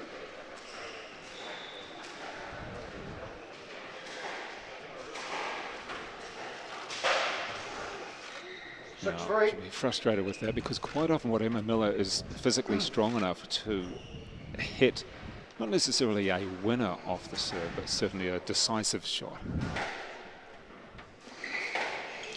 Yeah, but I mean, there's just no, you can't play any other way than starting with your length, and creating opportunities to play short. And Emma Miller's no different. There's no shot player that can just go out and hit shots from the back all the time. You've got to create a foundation for your short game. And Emma she's going a little bit too short too early. You notice that shot?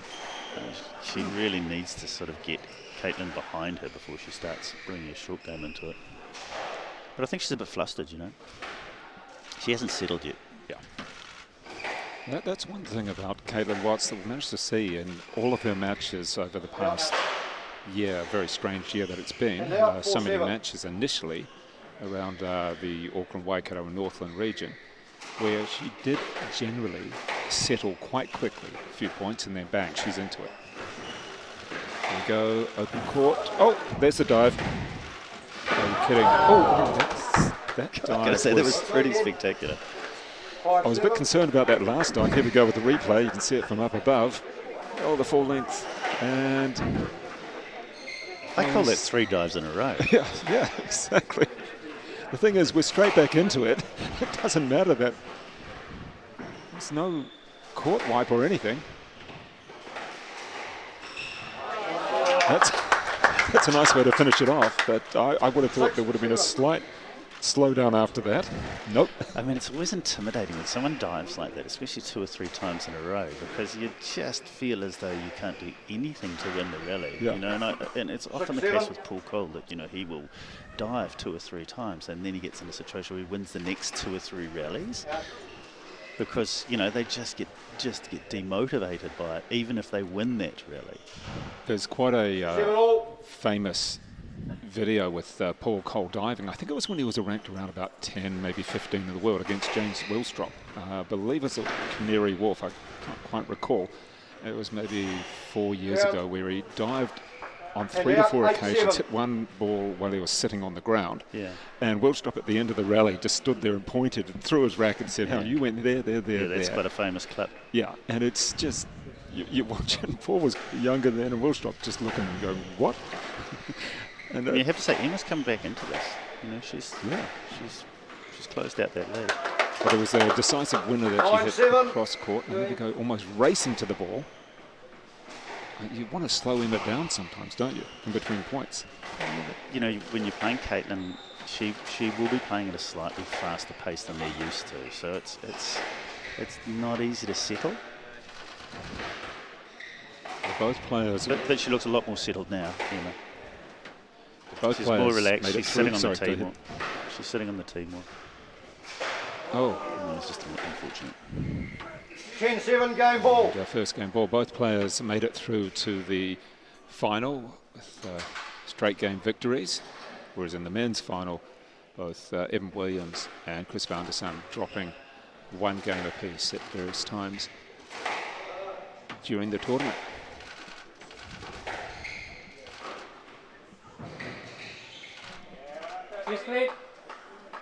You go in front, the ball clear. Yes, Lee. Yes, let.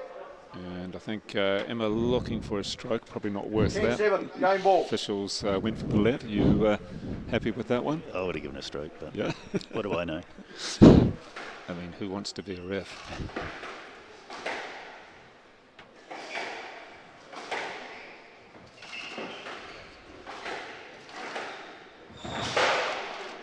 Full stretch there. She's got to be flexible. She is real flexible. I have to ask Caitlin whether she's doing any yoga or anything like that just to help out, because there's only so much you can do as a 20-year-old. Well, she has done a lot of physical training in her time. And flexibility would be an important part of it, especially when she started to get a few injuries when she was growing, you know. The flexibility would have been something. That was a great shot. 9-10, game ball. So Miller just holding off a game ball there. I think she's looking good, Emma.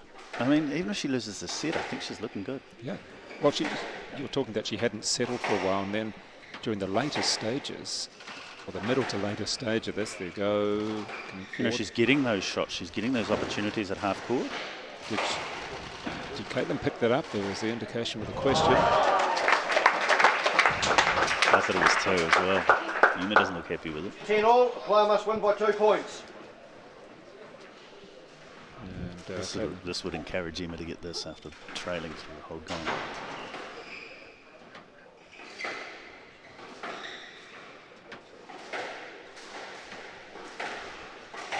See, she's getting those opportunities at half court.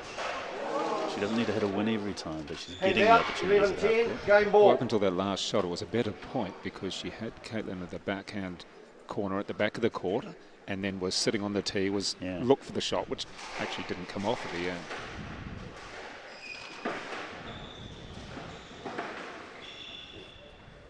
Strike to Miller. Strike to Miller. Well, stroke Hands there. out. 11-all. No real discussion on that one, I don't think, anywhere. You're not going to tell me it's a let. I'm not going to tell you it's a let. Yes, let. Yes, let. I feel that we're going to get a few of these in the men's final. In fact, I know we will.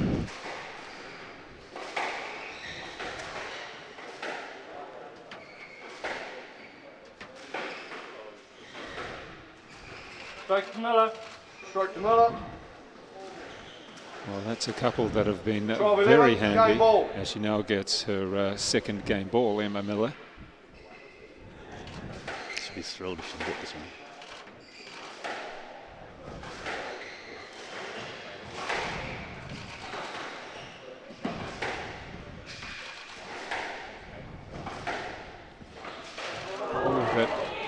Very early boast. It was almost straight into the wall. But I mean, if it had gone up, it was a winner. So you would have said it was a great shot if it had gone up. So exactly. It only just missed. I think Emma maybe she should be. She's taking it well at half court, and sometimes she's going short too early. You know, she needs to maybe take it at half court and volley it and play length rather than that shot. You know, she was too far back in the court for that. So you know, the key with volleying is really if you're in a good position well up the court. Then you're in a situation where you can play short. But you often see people playing short from the volley too early. Right. So be patient. Like that shot. You should play that That's a nice shot. And taking the first game, 14-12. You see the way that last volley opened up the whole court for Caitlin. And it needed to be a length volley rather than a short volley. Here we go with was the last point there, and Caitlin Watts taking it 14-12. But I have to say, I don't think Emma did too much work in that game. So I mean, she's still in it. She just needs to stay positive and still believe she can do it. You're always way more positive if you've won the first set than if you've lost it, especially when it's close like that. Okay, the Watts 14-12 the first game. Don't forget the men's final coming up at 1:30. There will be Chris van der Sam up against Evan Williams, and a nice crowd here. Yes, we are keeping under the 100 down below, and a number of people upstairs as well. Thanks to Oliver Sport, the NZ Classic here at the Hutt City Squash Centre. Back in just a moment. Maybe it needs a normal Chromecast in it. As well. what I mean? It's a normal Chromecast. Transfer into it. A new one. The new Chromecast has got the Chromecast sound built in as well, I think. Probably this guy's. This woman's.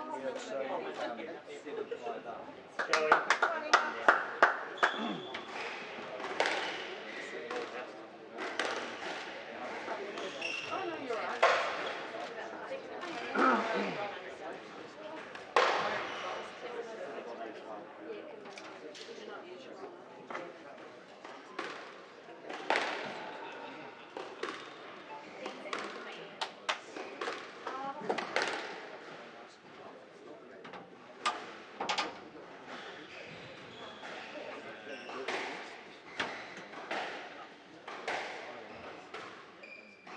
Watts leads 1 game to love. Love all. So back in for the second game of this, the women's final, the Oliver Sport NZ Classic. It's a PSA satellite as well, so good for a lot of players, young and not so young in the tournament, also to play in a PSA satellite tournament. And Stu Davenport, you just mentioned to me off air that you were actually with Oliver for all your career. Oh, look, it's for me to see Oliver sponsoring this tournament. I played squash professionally for 8 years in the 80s, and Oliver was the racket and the brand that I used, and so many years later they're here in New Zealand, which is a real thrill for me. Because I mean, how did you then connect up with Oliver? Was that from an overseas use? I mean, did you start with them? Because you probably wouldn't have been in New Zealand. Oliver originally was an Australian brand, but it was taken by a German company. And at that stage in the 80s, squash was hugely popular in Germany. I think that at one stage there were 4 million registered squash players in Germany in the 80s. So it was just huge. And Oliver became a real specialist, and still is a specialist squash brand. Well, there has been one particular player of late who I think is now retired, Simon Rossner, who was particularly a very good player out of Germany, big lad, and was in the top 10 for a number of years recently. But not quite as strong. They've got Kandraha as one of their players at the moment. I'm not too sure the women's draw at present, but yeah, just as nations go up and down. And in the meantime, 3-1 lead for Caitlin. Yeah, Emma does not want to let Caitlin get away in this set. Well, she had her opportunities, obviously a couple of game balls in the first. Things sort of switched around a little bit at late stages.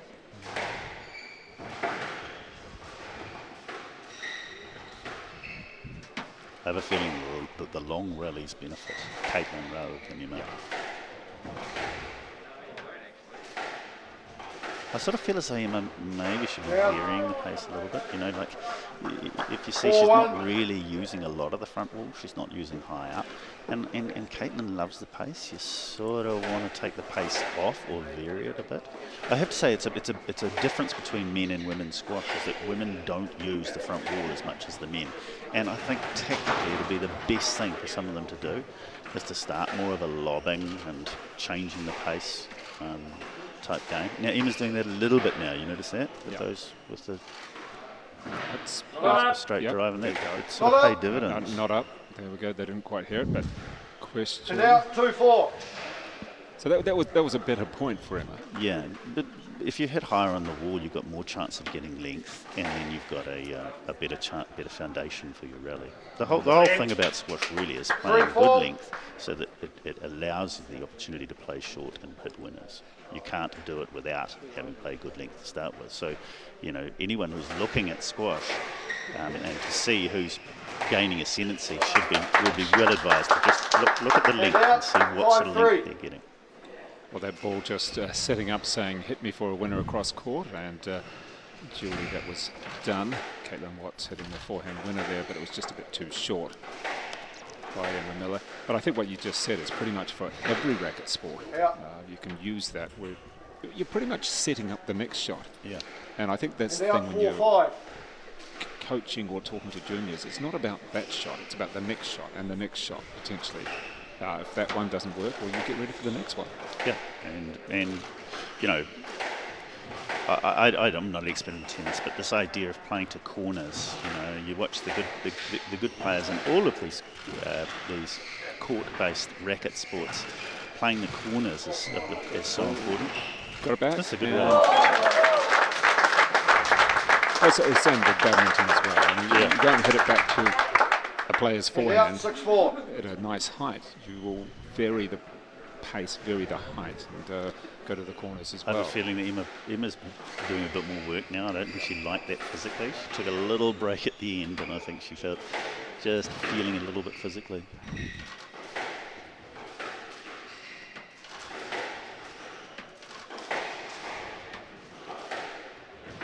See, that's too early to go short. And I think she's just struggling physically now, getting tighter. Playing that ball back at herself. If Caitlin Watts had have hit it, well, she would have hit Emma Miller. And just a couple of thoughts on a couple of early matches. That was a great shot. There, Jenny Gregory winning over Dinah Galloway in 4 for the 3rd and 4th. And in the men's, it was in 4 with Wills Donley over Glen Templeton. We did have a little bit of an issue with a little bit of an outage here on the coverage. So if you missed a bit of that game, we apologise for that. There we go, and couldn't quite dive for that one or get for that one, Caitlin Watts, and a good point for Emma Miller to come back, close it down to 1. Let's see what she can do here, Stu.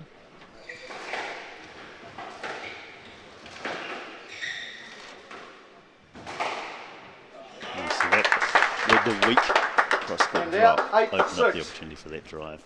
And I just think she goes short too early. She needs to build the rallies.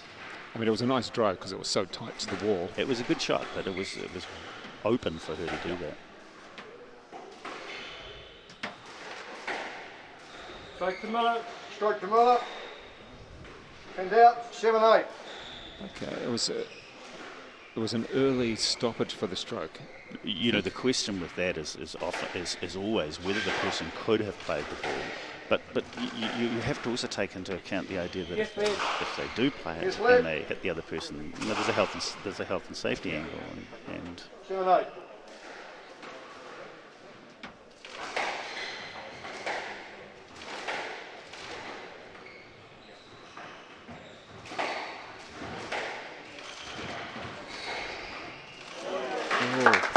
So good coverage to stay in the rally for yeah, but she's working. She's working to stay in those rallies, and that takes its toll over a period of time. And just taking your time to get to the ball here, just taking a breather along the way. I'd kick it up the front for a little bit and go and get it. See, that shows a little bit of tightness. 9-8. Yeah. I mean, she got it back to 8-all. She probably just needs to take a little bit longer. Yeah. Almost be asked, can you please serve from the officials? And, you know, that's what I mean, is slowing it up also between the rallies. Caitlin just loves the pace between the rallies, and Emma needs to take her time and not get sucked into the sort of pace that Caitlin wants to play at.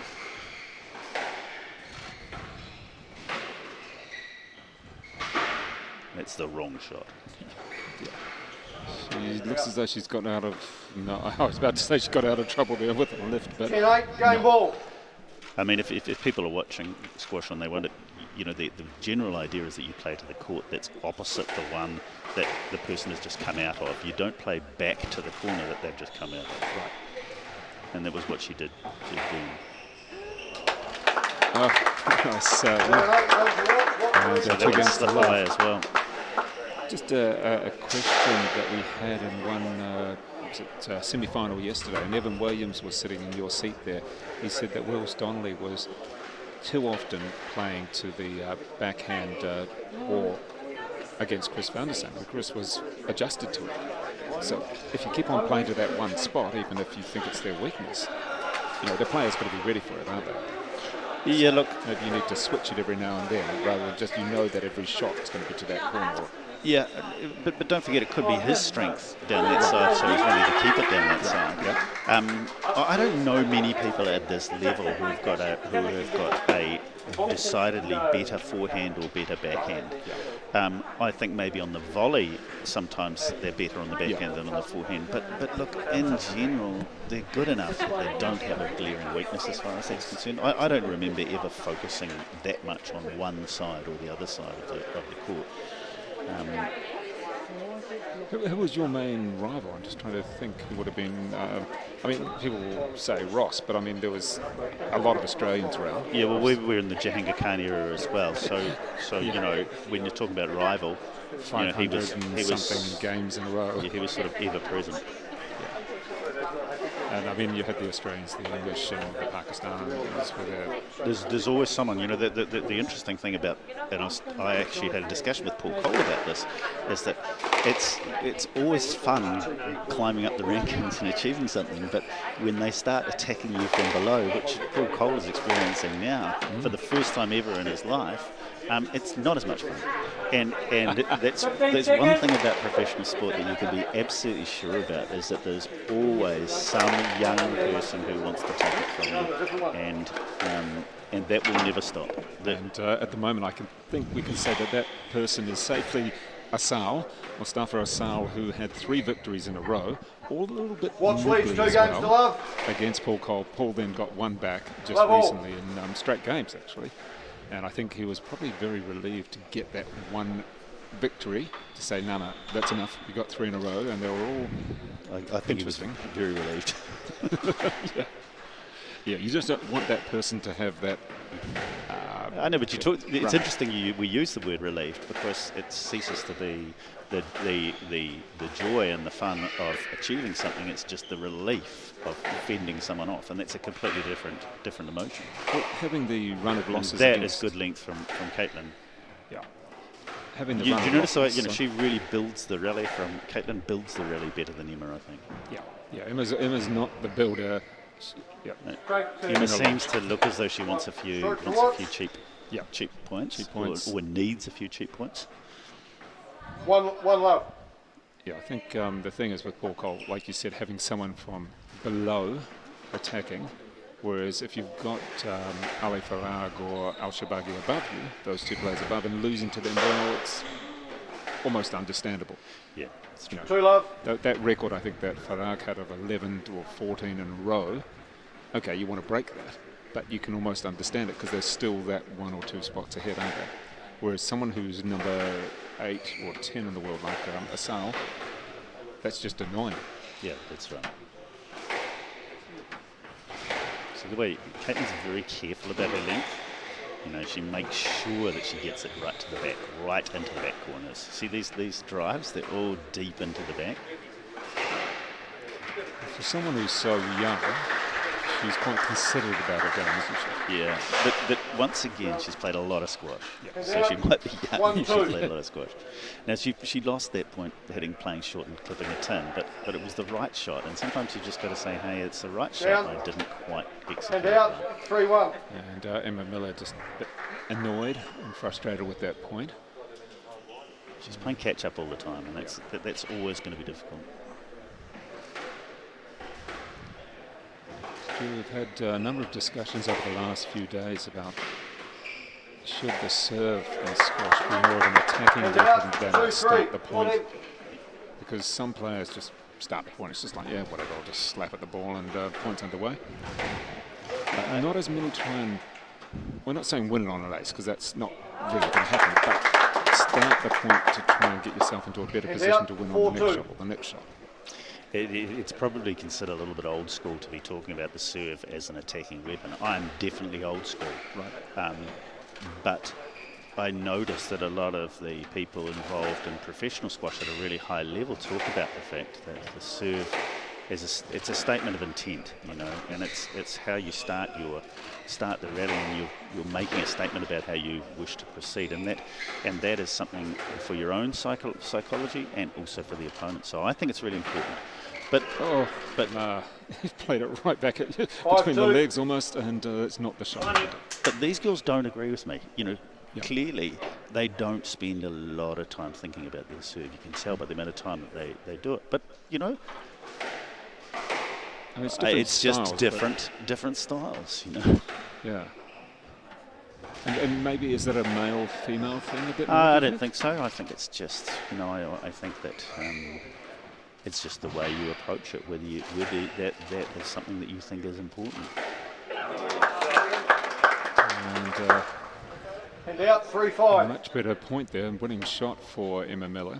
Although she still, like you said, feels like she's playing catch-up again. She's always been 2 points behind the whole match.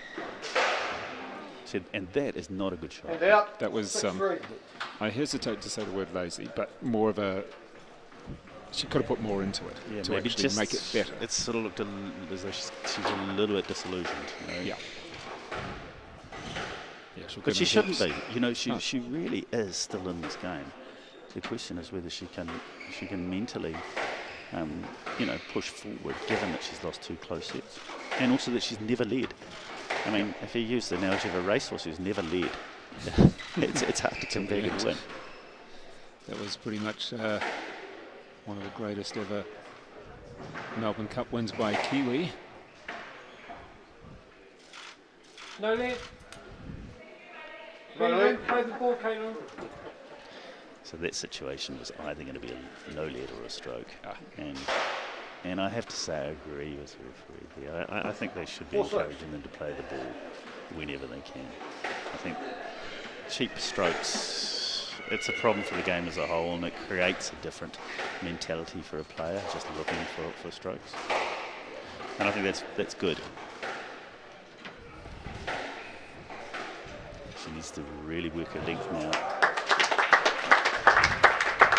Well, she was a little bit lucky there. Yeah, fortunate. I think it was played from out of position. It was a bit of a nonchalant sort of shot. I'll just casually play this, and it came off.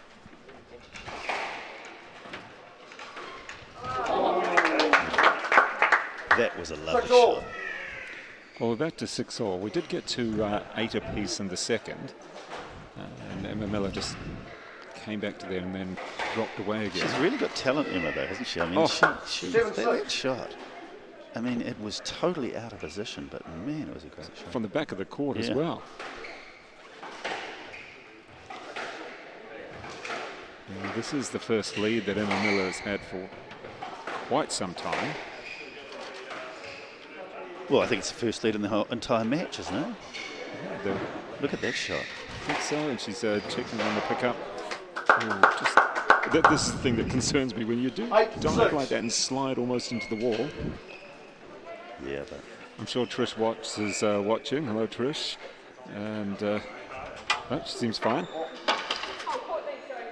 Oh, come on, guys.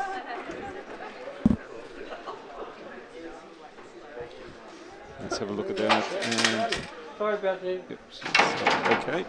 And the girls get up, mop down the court themselves. Got to clean their own court. Yeah. 8-6. They're not worried about that. It's no mucking around. So 2-point advantage now, and we do believe this is the first time that's certainly been a 1 point or 2 in this case. Back to 1. And out 7-8. For the whole match for Emma Miller.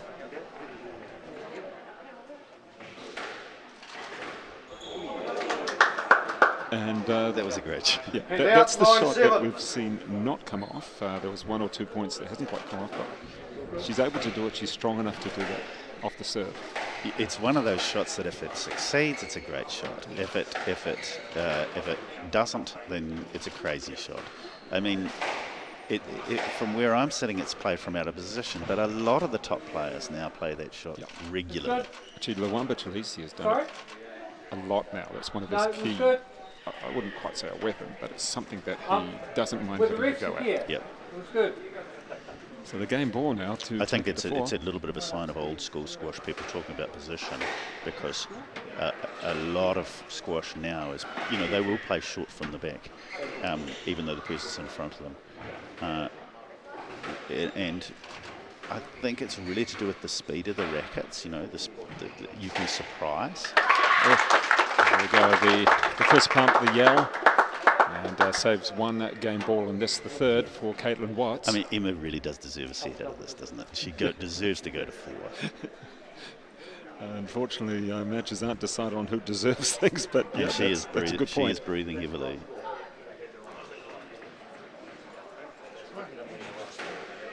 But now we've got to fight up. Caitlin almost came off again. Strike to Miller. Stroke to Miller. Ooh, I think she was a little bit late getting there, wasn't she? I think she was looking for that. Yeah. She wanted to get off that I'm corner. not sure we can get a replay of that one, but I think it was almost like she was a little bit late running to that one. But in the end, we do have 2 games to 1, and Emma Miller getting a stroke point on that. No real discussion from Caitlin Watts in the end. And there we go, 2 games to 1 to Caitlin Watts. We'll come back for the 4th in just a moment.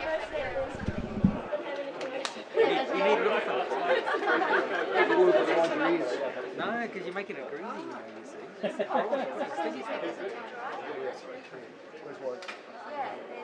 Lots of sweat coming off your brow when the calls come through.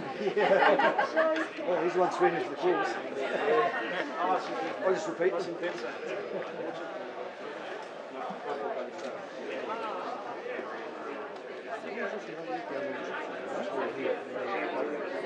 Because you can easily hit it.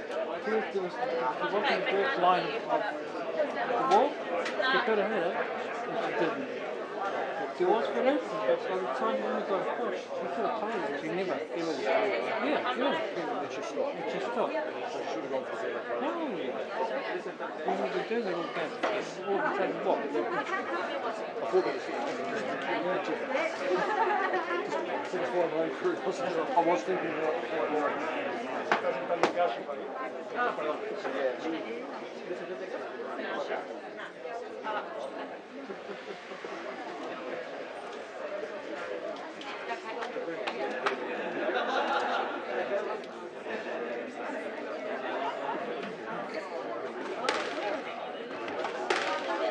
seconds. 15 seconds.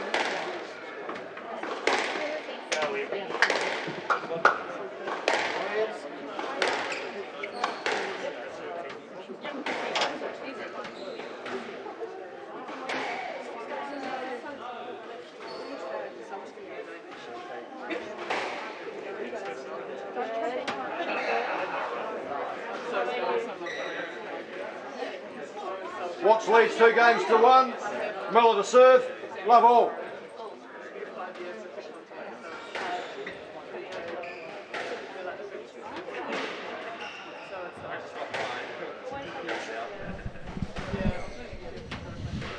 Welcome back, ladies and gentlemen, to this game 4 of the women's final. Oliver Sport NZ Classic here at Hutt City Squash. And Stu Davenport. You've got it open. And actually chase that down.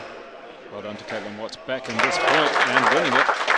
Stu Davenport, he said that Emma Miller almost deserved that 3rd game, or at least the set. And she managed to get that little break in between just to get her breath back and slow herself down. Yes, please. You know, I wonder if Emma really is convinced that she can win this match, because you know, but if she can get a lead in this one, just a little bit of a lead, she might start talking herself into the fact that she can win this, because I actually don't think she's that far away from Caitlin. Caitlin, you know, she will keep running, but at various points in this game, Emma's really sort of dominated. And as you said earlier, Caitlin's a bustling player. I wouldn't say a counterpuncher, but she's always in there. She's more the bustling player, whereas Emma Miller is the shot maker. We've seen a couple of shots, a couple of winners from the back of the court, which have been a wow factor. And she's quite lucky that one, playing it straight down the line, getting out of the way.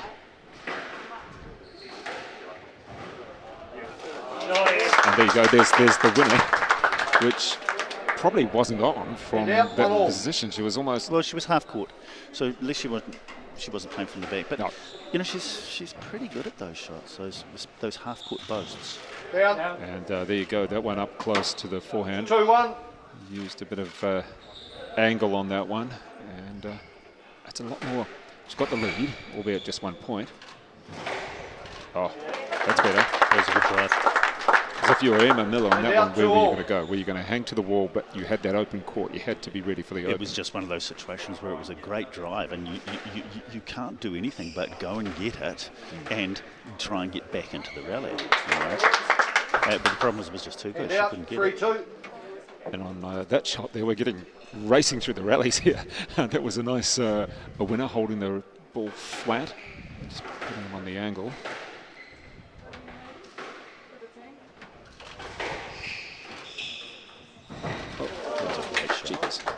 She's pretty good at that, you know, pick out those boasts at half court. And she plays a good boast. Let's take a look at this, and we'll see the slide there. That took a lot of getting to that boast. It was a good shot. Oh, there's a quick error. That's not what you want to see. Well, that's a defensive boast, and there's really no excuse for missing a defensive boast. All you should be doing is trying to use it to get back in the rally, and you shouldn't be trying to go close to the tin. So as a coach, if you were looking at that, you'd be saying, you're going too close, you're trying to so there are two types of boast. If you're playing from half court, it's an attacking boast, so you should be just trying to run it close to the tin. If it's a defensive boast, you've got nothing to gain except to stay in the rally, so you should be making sure that it achieves that for you and you don't hit it down, because that's just a cheap point. See that attacking boast? She's pretty good at half court with those.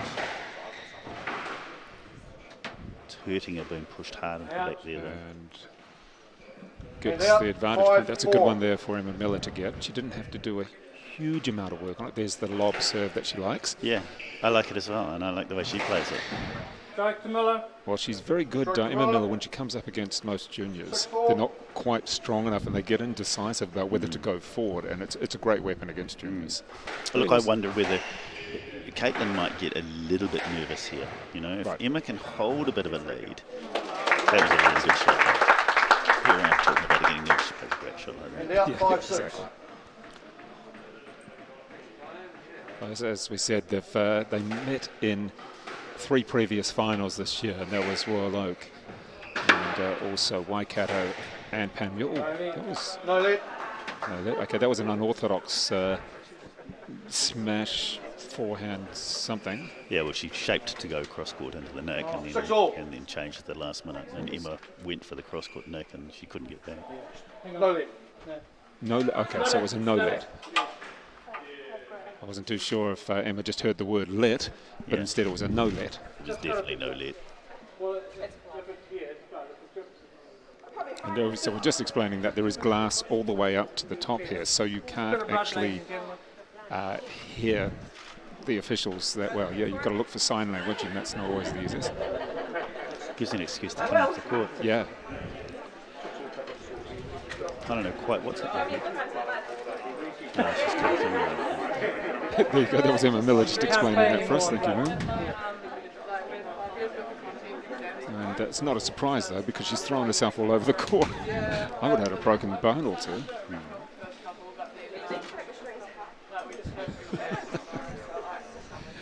So there we go. That is 6 apiece, and just getting a little bit of treatment.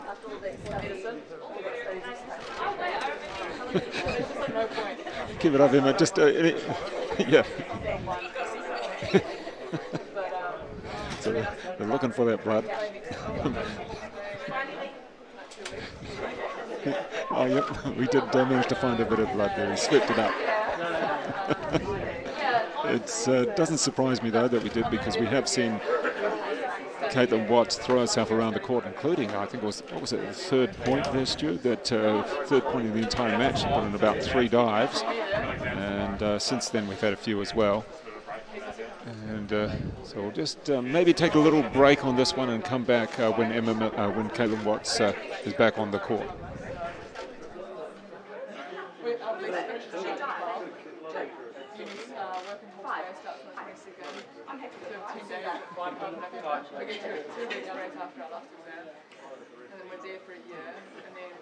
Wow, that's enough. No way. Told ya. I think we're going to.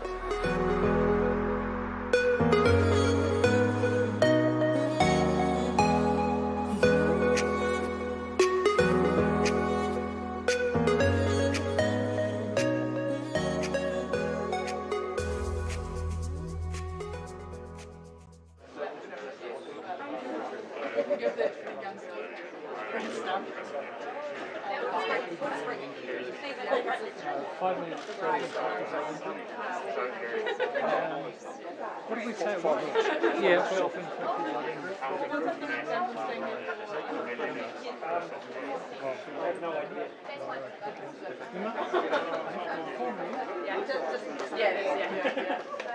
She can take all the time she wants.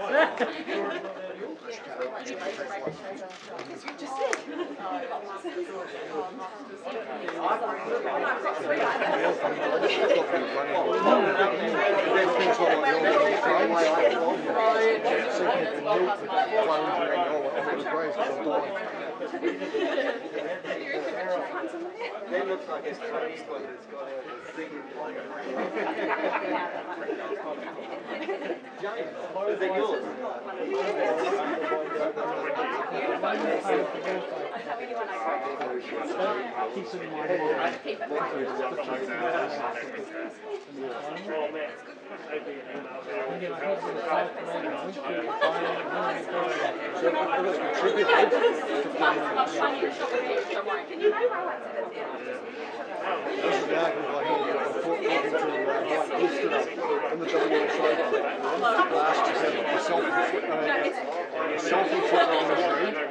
How long have you got to fix it? And then the next question is, if we fixed it and it starts again, same injury, what time do they have?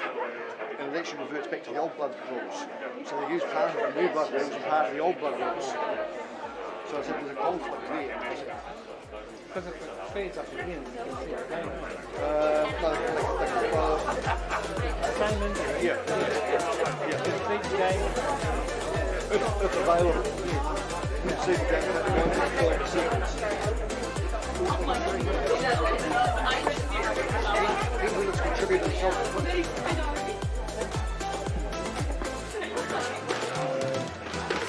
So much stuff again, you know, take 90 seconds. See the game take 90 seconds.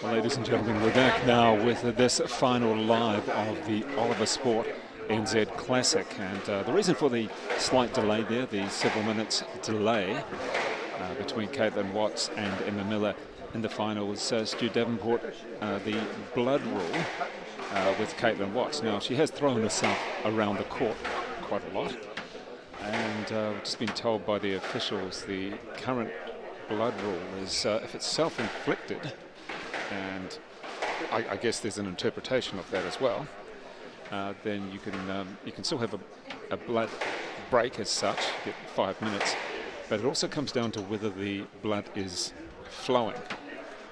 And again, I guess there's interpretations of that. Because if it is flowing... Sounds like a lot of grey areas to me. Yeah. So we'll have to have a look at the full rule point B2 interpretation. I mean, I think there's also common sense that has to come into it, doesn't it? I mean, it's interesting that if you have a look at this game, there's been virtually no physical contact has there between the players. Exactly. I mean, it'd be interesting to see if the men will be the same. But this game, these girls move around each other so well. The men's final, we can tell pretty much with Evan Williams and Chris Van der Saan, it will be quite physical. Well, Chris is a big guy, so you sort of got to make you've got to make allowance for the fact that there is going to be there's this room on the court. Yeah. And I think the way the men are firstly taught to play. See, Caitlin's pulling back here again. Now, she just seems to be stronger in the later portion of the set, doesn't she? Yeah, the two of them here, this is very much how a lot of their matches have gone this year. It's carbon copy of, I think, two of their matches. I think it was Royal Oak and also Waikato finals.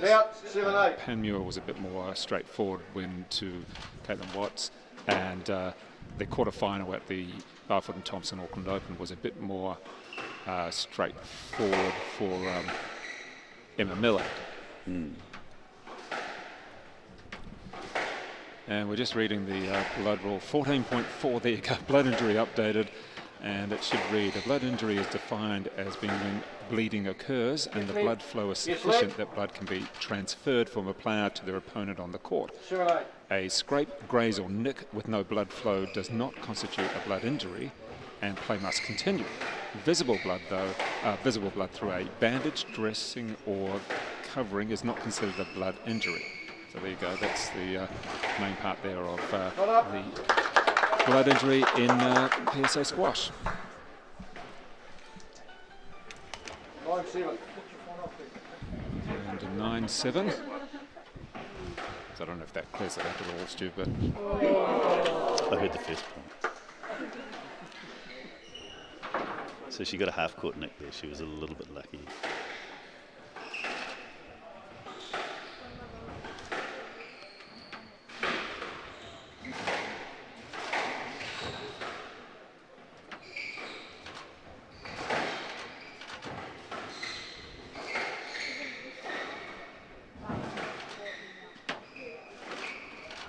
She likes those boasts, doesn't she? Yeah. Forehand boasts. She's got Caitlin Watt stretching and going the wrong way. I think if Emma gets this set, it might convince her that she can win this match. She doesn't look 100% convinced that she can win this match.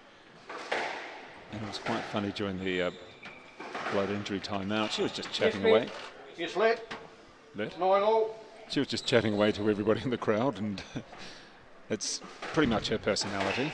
Doesn't mind having a chat. I wonder whether that's just a mechanism she uses to release tension, you know.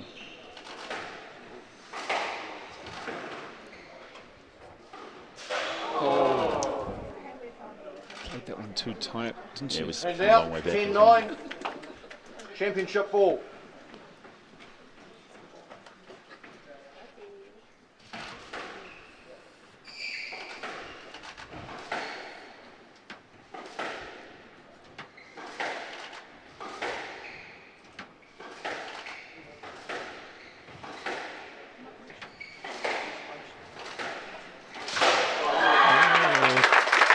Well, there we go, Stu Davenport. That is 2 in the tin. Yeah, they were 2 critical shots, and it seemed to be the pattern of the match. You know, when it got really tight, Emma made mistakes, and not only made mistakes, but played the wrong shot at the wrong time. And a 4-game victory, as you can see there on the scoreboard, for Caitlin Watts over Emma Miller in this, the Oliver Sport. Here we go with the final, and let's look for the tin here. And it was the high ball on the backhand that from a long way back in the court, and Caitlin was well up on the court to be able to get it if it did go up. So it's sort of high risk, low reward, that shot. And 4 games in the end to Caitlin Watts. So the victory here at the Oliver Sport NZ Classic for the Manawatu player over Emma Miller, the national champion. And exciting match, lots of entertaining squash. We had Caitlin Watts throwing herself all over the court, and Emma Miller at times hitting some very decisive winners from various parts of the court as well. Yeah, I think squash gets good. It's good when you have contrasting players like that playing. You sort of get a feel for how different people can play, and those 2 were really contrasting players. And we do have about 10 minutes before the men's final gets underway. In fact, Chris van der Sam is on the court already, even with the sweeper on there, getting a little bit of a warm-up. And we'll be back in around about 10 minutes' time for the men's final. Chris van der Sam against Evan Williams.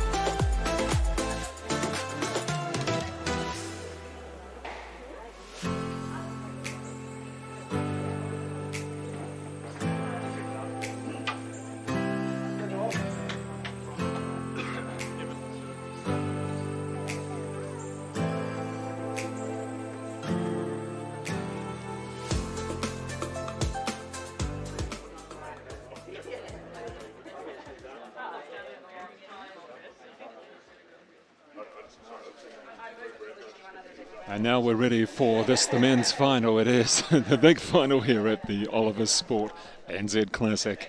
Evan Williams against Chris van der Sam, the two top seeds. And Evan Williams, undefeated since October last year. I think it was the Panmure Open at that stage where he may have lost to Luamba Tulisi. And so that is a great record. 1 year undefeated. In fact, it may even be longer. We're trying to work out exactly when. And undefeated there. Let's have a look. Evan Williams, the left-hander, 32 years old. This is his club, the Hutt City Squash Club.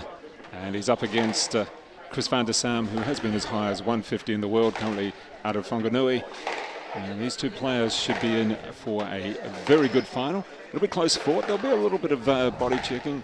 Evan Williams did mention when he was watching Chris van der Sam beat Wills Donley yesterday that Chris plays a very clean game, Stu Davenport, but he knows his position around the court and he will use his bulk around the court to actually protect where he is. Yeah, look, I don't think you're going to see too many problems with movement on the court today. I think they're both pretty good movers. Yeah. Chris is a bigger guy, but I mean, it's interesting what you say about Evan, is that yes, he's been sort of pretty much in control of the domestic scene in squash, but he's benefited from the fact that these young guys, if they're going to do anything, they have to go overseas. Yep. So he's been this sort of the guy who stayed in New Zealand, and as the young guys come up and get good, they leave. So he has, and I think he'd agree, he's benefited from that. Yeah, and he even said when he won the Auckland Open earlier this year. No left. Look at that, Ruined the right from play. the start. No left. So the referee's saying that he should have played that. I would have to say the referee's trying to set a pattern here and say play the ball, and think maybe he went a little bit too far there. And Evan Williams, when he won the Auckland Open, he said that winning breeds confidence. So he has confidence himself. He actually came for 4 match balls in the Auckland Open final to win it. But he said he had the confidence in himself to do so. You know, he's won so many games in a row in New Zealand. He should be confident as well.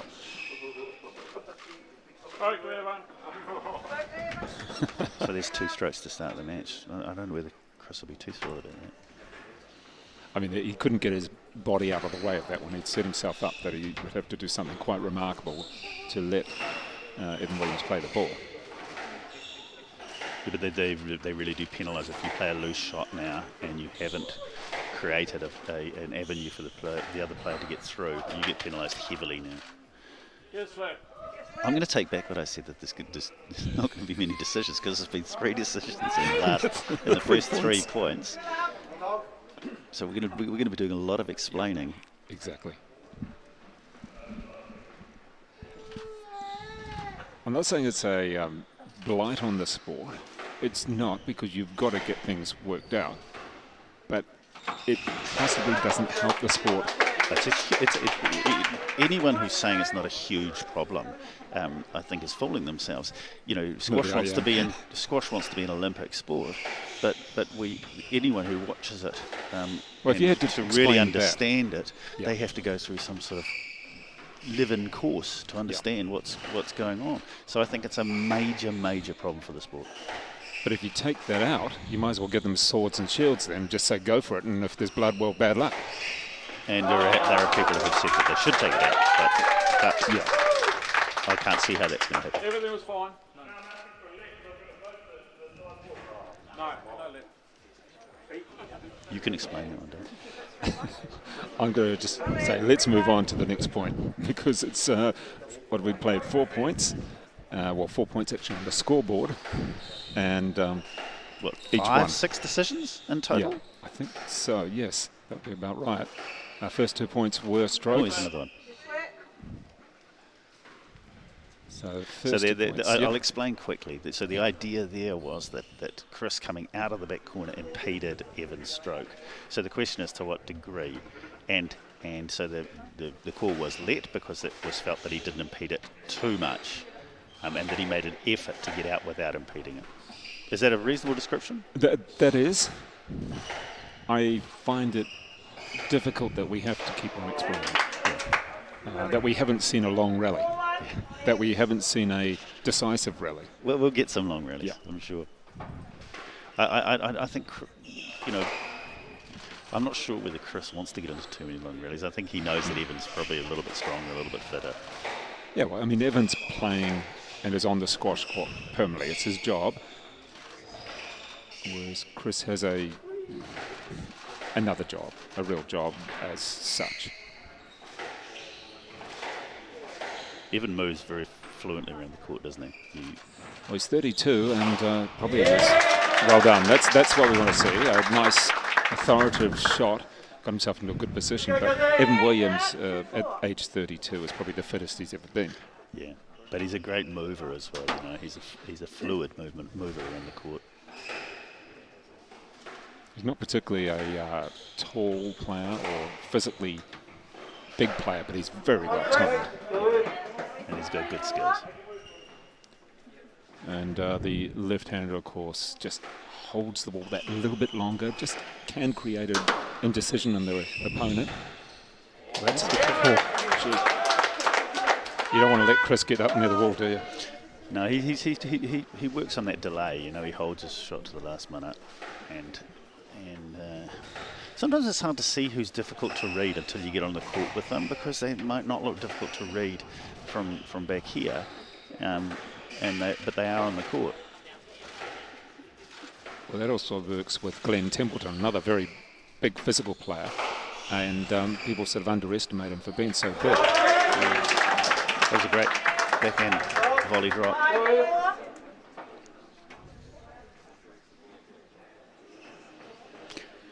I think one thing you'll notice is that, you know, certainly I notice the difference between these guys and the very top is that they play a lot more cross court than the top guys. The top guys play a lot straighter, and if you have a look at that backhand drop that he played, the top players win so many points on straight drops.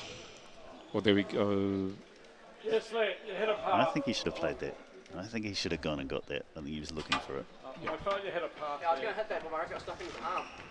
So how is it not a stroke? I was going to hit it. I was through to hit it, but his racket got stuck in his arm. I didn't see it that way. I saw it as... Well, people at home, if you didn't quite hear that, that was Evan Williams saying, well, I was going to hit it. I'm in a winning position. Why would I stop? At least I don't even hit my racket. I want you to play. I totally disagree with Evan there. He should have gone and hit it. Yep. There was a little bit of interference, but very little. And one thing that Evan pointed out when I was watching the semi-finals featuring Chris against Wills Donley was that there'll be this little try from Chris that he tries to serve quite quickly, and Wills got caught out a few times, and a few other times just said no. And Evan's very aware of that he's going to say no, not yet, not until I'm ready. Yeah. Play at your own pace and at your own rhythm. That's a nice shot for Evan Williams. Pulls it back. But do you notice the number of points that have been won with cross courts? At top level, far fewer points are won with cross courts. They're won with straight shots. And of course, cross courts open up the court to the other player.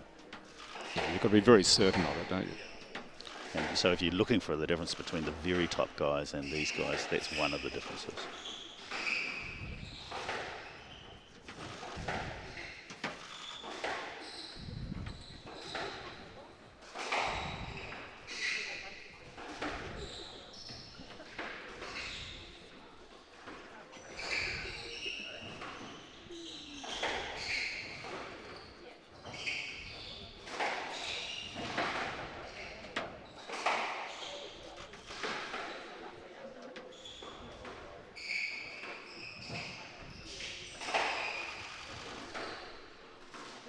That's a nice shot. He plays nice backhand straight volleys. Look at that, it floats them down the wall. Oh, that was a long rally, well played, controlled by Evan Williams in the end.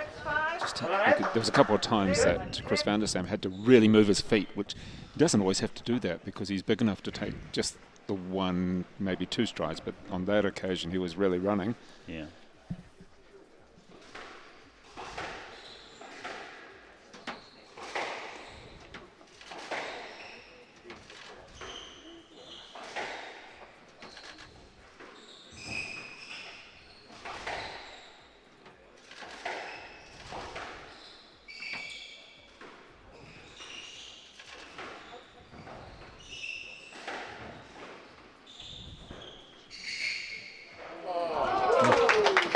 most of that rally was played right up close to the wall. You might argue that was an unforced error, but he'd done a lot of work up to that, so he made an error because he was under pressure from the earlier shots.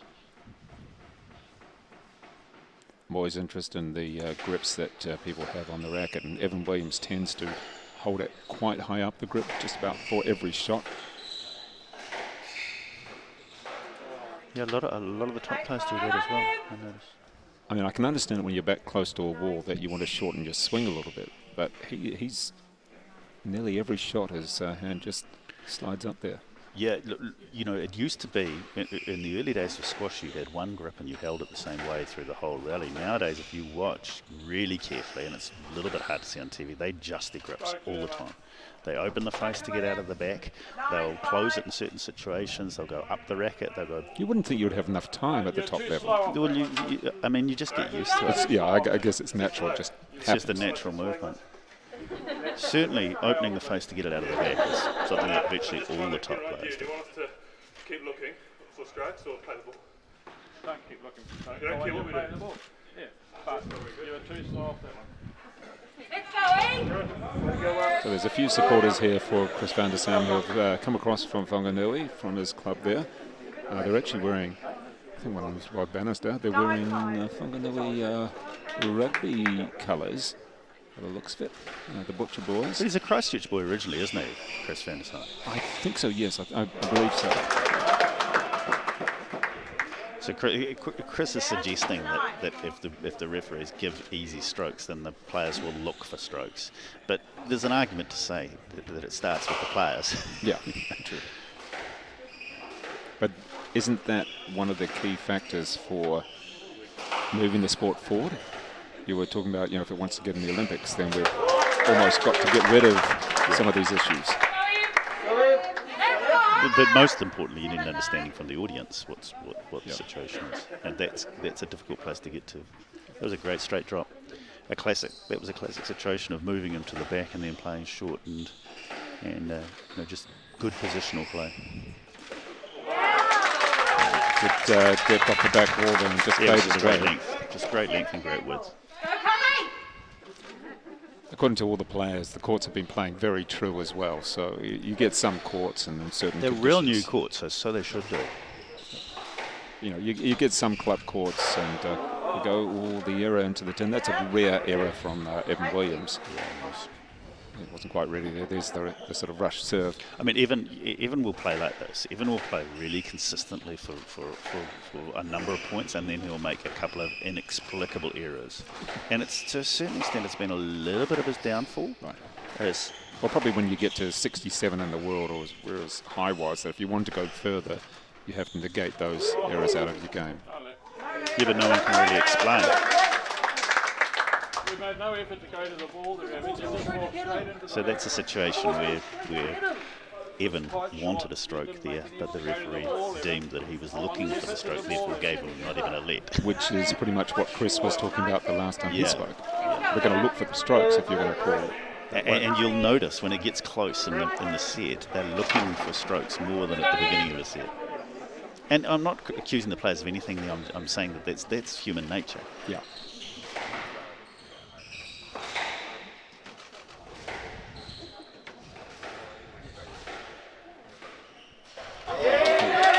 So is that 10 all now? Yeah, that is the human nature of people say the All Blacks were lucky with some decisions earlier this morning, but they played to what the rule was. Yeah, Evan, you're probably a little bit late getting to that, don't you think? Yeah. I didn't actually. I couldn't see it on the. I was watching on the court, so I couldn't see it right at the front there. But yeah, I just think it was a little bit too late trying to get to that. Yeah. If he had have been really racing in.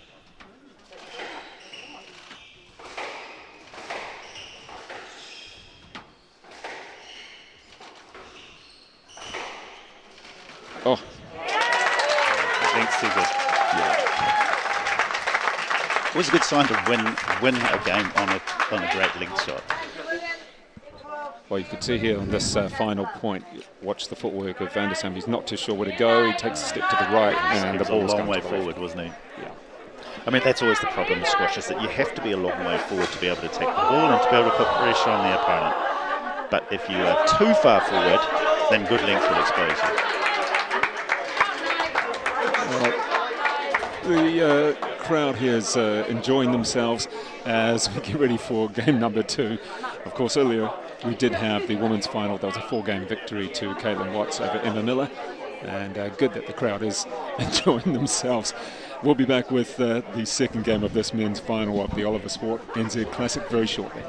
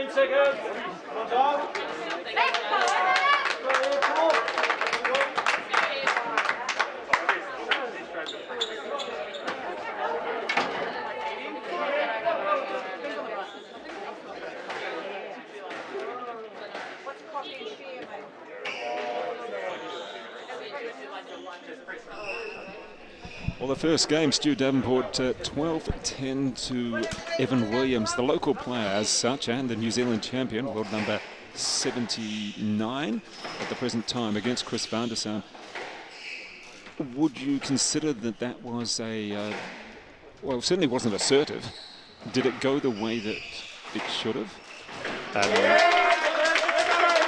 I think Chris is probably not used to playing quite at this pace. And when I'm saying pace, I'm not talking about how hard they hit the ball. I'm talking about the fact that Evan's up the court a little bit more than Chris would be used to. So Chris is just, at the moment, trying to hang in there. But I think he'd be a little bit encouraged by that. I don't think he was, he only just lost it. And I don't think Evan looks that comfortable. Well, it doesn't look completely certain that I am going to win this. No. I am going to win. And on paper, Evan is a hot favourite. Of course. But Chris just probably hasn't had those sort of matches. He's just not used to playing at this pace, And that is a real... It takes time to acclimatise. Yeah, you can practice all you want. It's actually on the court. Playing at the pace. And I need to explain what I mean by pace. I don't mean how hard...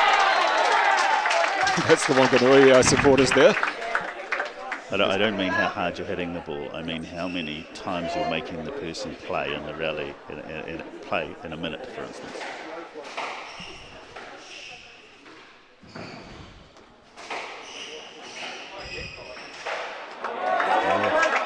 When I'm talking about inexplicable errors, that's one of them. Yeah, we've seen there was one near the end of the first game, and then we've got one there.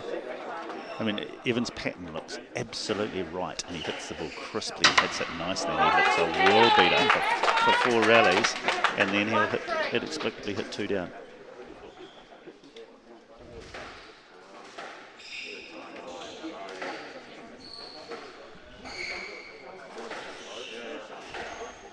And then suddenly the rally just slows down a little bit. There you go, then he speeds it up. It's a good change of pace. Yes, lad. It wasn't worth a stroke, though, was it? It was too good a shot. I think the guy got it right with the let. I thought he could have got to it. I think he could have got to it. Because I think he might have got to it, I'm giving him that. Just a question, not a real, you should change your decision, but a question.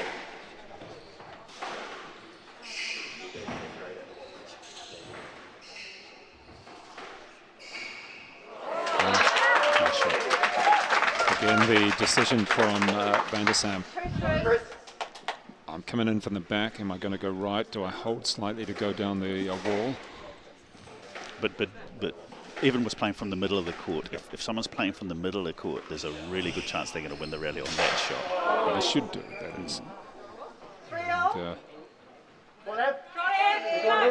coming back quite nicely from love 3. So positional play is coming into it quite a lot already. Like you said, control the middle.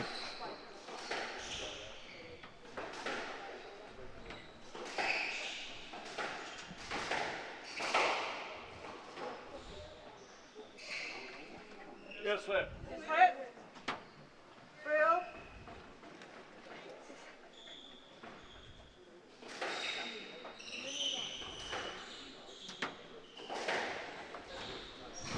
That was a great goal. Yeah. Good shot, and Evan Williams not able to pick it up. Indicates that. Let's have a look on the replay here from up above. So often with those shots, it's really important where they play it, at what place in the court, rather than how good the shot was. And that's what we picked up there from the overhead camera, is that you can see where he played in the court, which was a long way up the court. So it's not always how tight the shot is to the tin. It's where they play it on the court, how far up the court they do it, because that gives the opponent less time to get it. There's that drop, and it was picked up, I think. Oh, yeah, that's a good play. I like Chris's straight drops. And I think he plays them convincingly, and he's stretching even. Well, even though he didn't win it on the first drop, he was ready for the next drop and got himself into position for the next shot. Chris is playing well, I think. See So, again. I'm assuming that was picked up. No, I don't think it was. So that's a considerable lead. Well, he's played really well. Yeah. That's 4 immaculate points he's played. Nice off the serve there. There was your weak serve when you were talking before about serves. It was a really weak serve to be playing at that time. Oh, no, where was he? He was thinking, I'm going to play forehand or backhand. He's back into it though with the lob, with the left. That's good. I'm pleased to see it. I mean, the interesting thing, we were talking about the girls not using a lot of the height on the court. These guys aren't using a lot of the height on the court.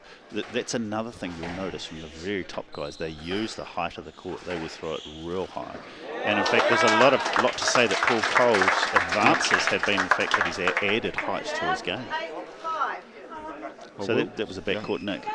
We need to explain that's more luck than anything else. Yeah. And you could argue it's good width on the court, but there's an element of luck involved. So these points have actually been very quick, but yeah, they've been they some have. good shots though. Just Evan holds that ball quite nicely on a forehand volley and gives it back with no pace. That's one of the key factors. You can hit it hard, but when there's no pace, it's hard to get to. Now, what's Chris after there?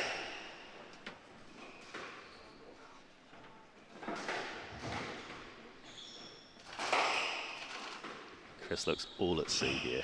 Yeah. If he wins this point, well, he's still going. No, not quite. He was running a lot and stepping a lot, but he wasn't too sure where he was stepping. He was totally out of position right from the beginning. Yeah. I mean, what people need to realise also is that one rally like that can change the course of the whole match. If you have one rally where you are completely on the end of the running and you're completely out of position, it can change the whole match. Well, it can change the head or the mentality of whether it's Chris losing it or whether it's Evan saying, hey, I got that. But just from the pure physical side, one rally can, set you back hugely physically.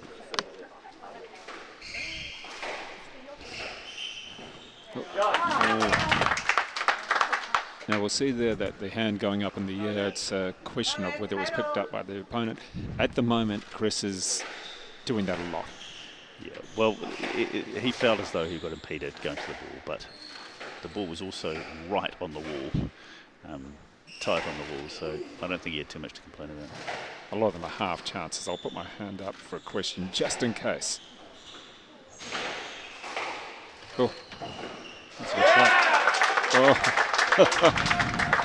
A bit of yelling at the wall or just yelling at himself there, and Williams. That was quite a vital point as well when you get to 8 all after coming back. That's interesting. Backing serve, which was out. Oh. You'd have to argue that was not a successful experiment. No. And do you stick to what you know at 9-8? Oh, all at sea there with the feet. And things turn around so quickly from a 3-point advantage to a game ball against you.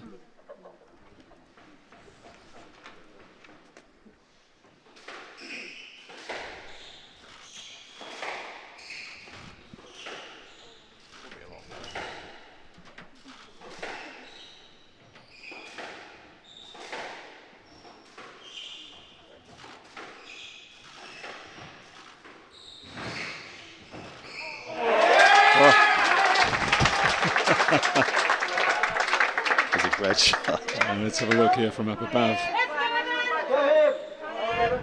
Oh. Can't fault that, can you? No.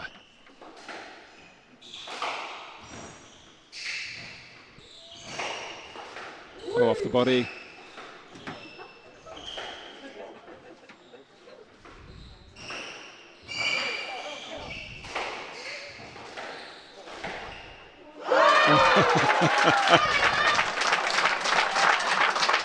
Both players bringing out a, you can see the smile there on Evan Williams, a bit of a sly smile there. Both players bringing out some top shots as we have game ball again, or game ball for this, the second game.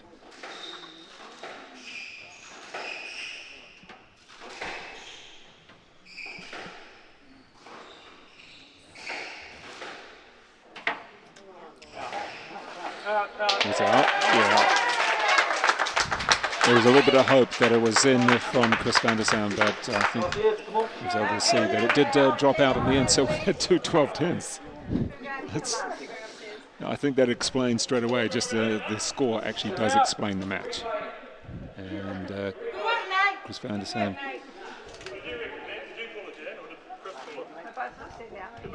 A couple of words as he comes off the court.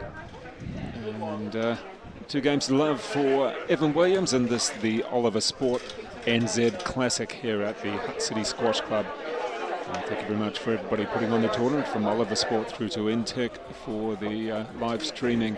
Also Hutt City Squash Club and Squash Wellington, all the volunteers as well.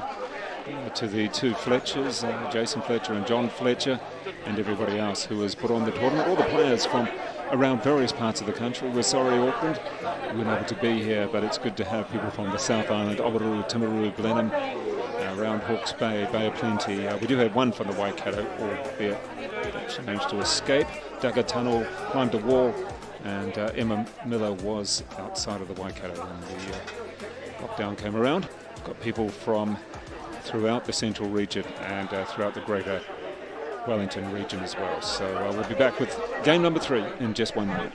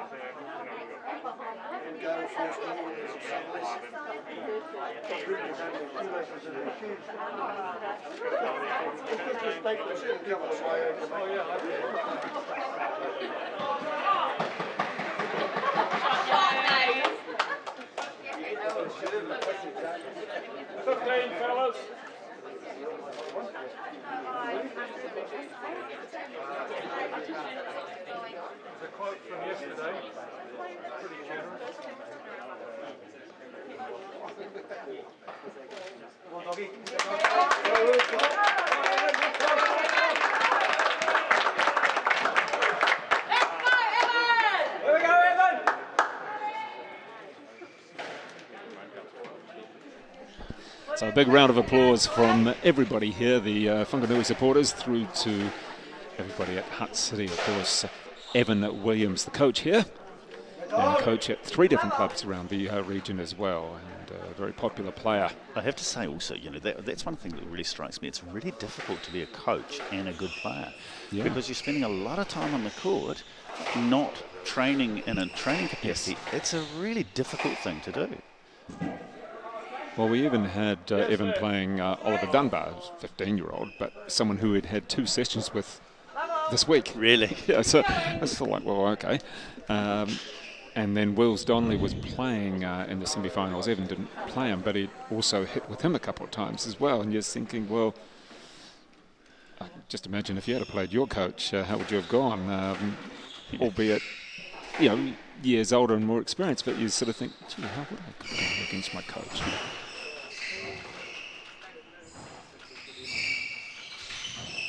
Gee, Evan does move well, doesn't he? Yeah.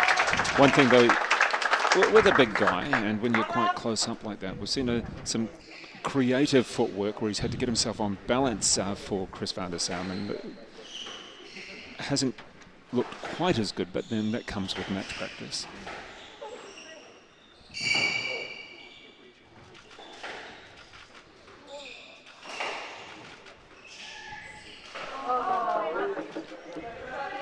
Now, speaking with a few other people who've been co-commentating about squash is probably the most even racket sport when it comes to size of players.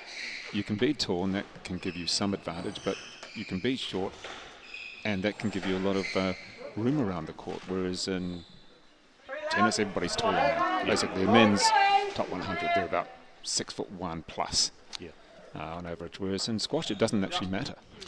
I mean, there are advantages and disadvantages being tall and being short. I mean, I was, you would have been quite tall. I was really tall, your time. but people used to say, oh, well, it's really easy for you to be able to reach across the court at half court and volley everything, and that's great.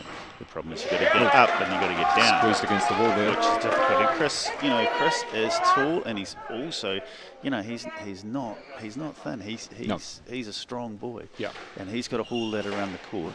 I mean, losing the first two close ones like that, he won't be too thrilled because physically he's not the stronger of the two. And it's simply a fact that he's got to carry more weight around the court. It's good work using the back of the court there. He said that he's 4-0 up, so yeah. He doesn't seem too. That's again good depth. A great response there from Evan Williams. 1-4. And if you're wondering whose ugly mug that is at the bottom of the screen, that is Dave Lintoff, the photographer in Wellington, very respected and good photographer. Taking a few shots for us here. And might see a bit of light shining off his head. He's certainly taken some great photos that we'll be displaying on Squash NZ and other places. The next few days, chopping down on that one. Well, he had a 3-love lead in the second game, but that sort of whittled away. And a 4-love lead is... It's been a bit of a pattern, hasn't it? Yeah.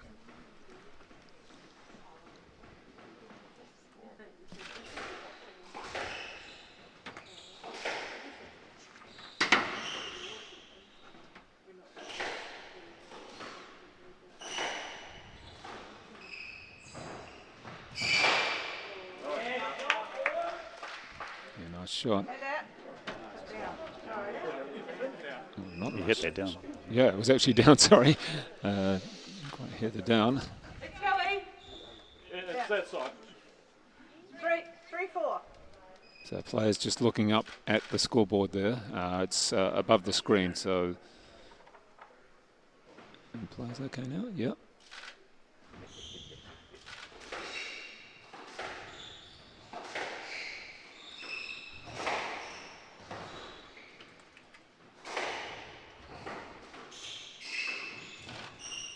It's a lot of work there. Yeah. Oh, good recovery though. And there's a few words from Evan. It's, Chris generally will stay quite quiet during the points unless he's speaking to a referee. Evan will chat a little bit.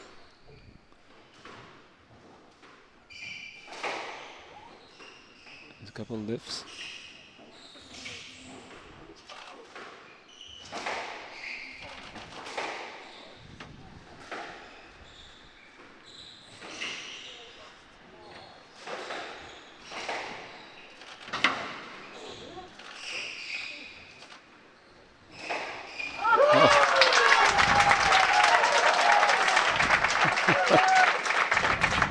That's a good rally. I'm not sure what even point was he was making there. I mean, it was a great shot of his, but you don't normally applaud your own shots. Yeah, that kind of got me a little bit confused there for a second, but hey, if you're happy with that shot, great. Thank you.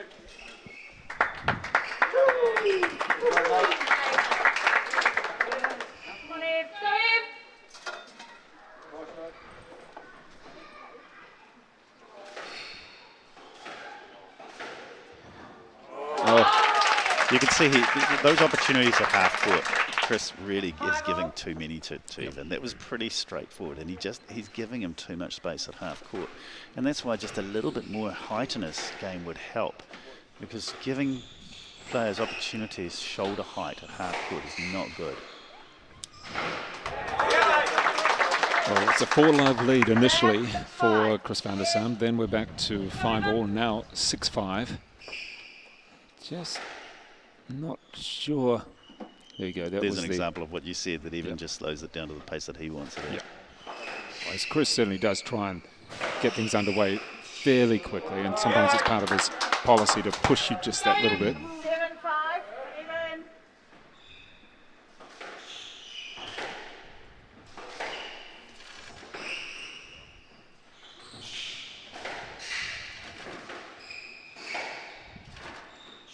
So he was at half court doing those volleys so often, and they're pretty comfortable for him.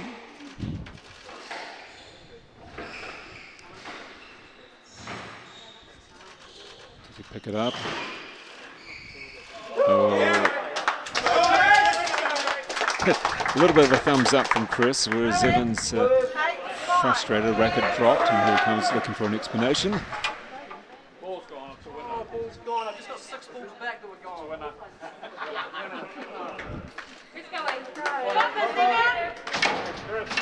Doesn't get the explanation that he wants. Well, he thought he could get it, and the referee didn't. There was a difference in opinion. Yeah.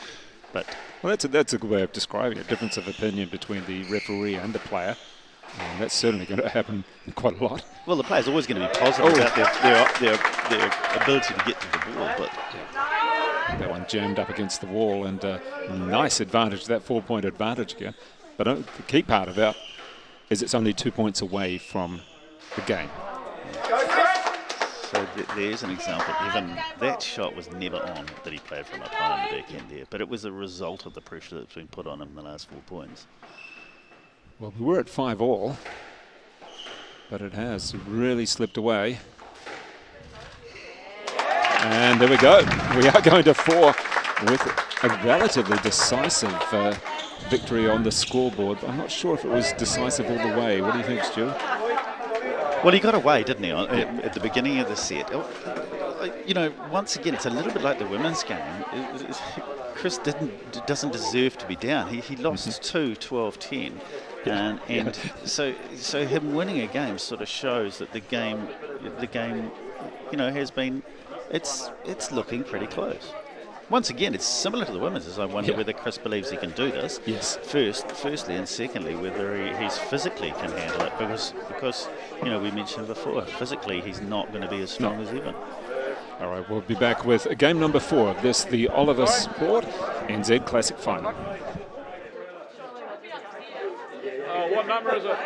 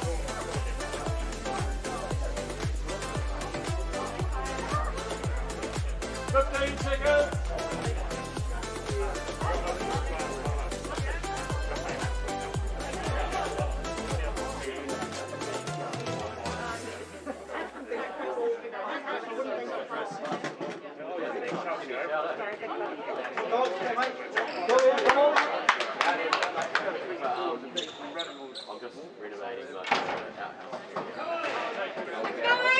That's all right. Once that's Well, you can do that. yeah. Let one other spot do. We're back now for the fourth game of this, the men's final. Oliver Sport NZ Classic. Of course, we did have a 4-game victory to Caitlin Watts over Emma Miller in the women's final. And Stu Davenport, this men's final has been quite entertaining, but you were saying that it's almost gone along the same lines as that women's final with, well, we're questioning slightly whether Chris van der Sam realises or feels that he can actually win this. Yeah, so you've got a guy, Chris does it, he's got a day job, yeah. you know, and he's ranked way below even. You made no movement off the ball, Chris. Just a bit of a hands-on hit, bit of an explanation. You just stood there planted. You made no effort to move. I need you to make an effort to move to clear and an effort to go into the ball, both of you. So he's called a stroke against Chris there, hasn't he? Arguing that he didn't move enough off the ball. Right. So it's having to just step in hard for the players to hear. You've got to make more of an effort to move.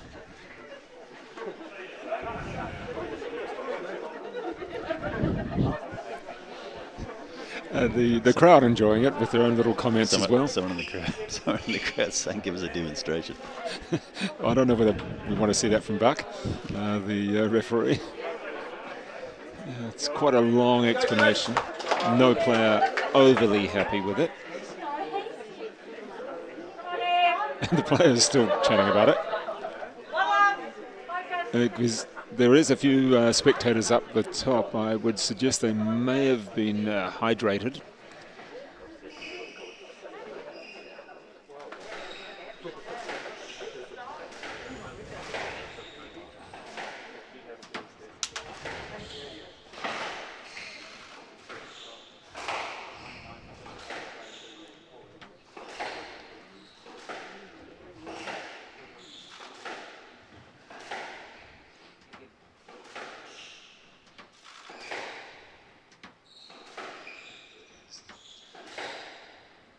Keeping tight on that wall. Yeah, I was going to say how the length had dropped a little bit, but didn't they have 7 to 10 shots of immaculate length? He's going to go. Yes, sir. I think he should have played that. There, Evan. I think we are in a situation here where they're looking for strokes. Yeah. And the referee, to his credit, is sort of trying to... He's trying to hold his ground, the referee. Yeah, and the referee's trying to say, hey, you have to play the ball. And so he's giving no leads or strokes rather than leads. That was an exception, but... Yeah, I mean, we've had 2 12-10s and then we've had one turnaround, which was relatively straightforward on the actual scoreboard. So there's a little bit of tightness there, and then we see a bit of tightness in the shot. Perhaps Evans thinking, oh, I dropped that one, and I've got to be careful.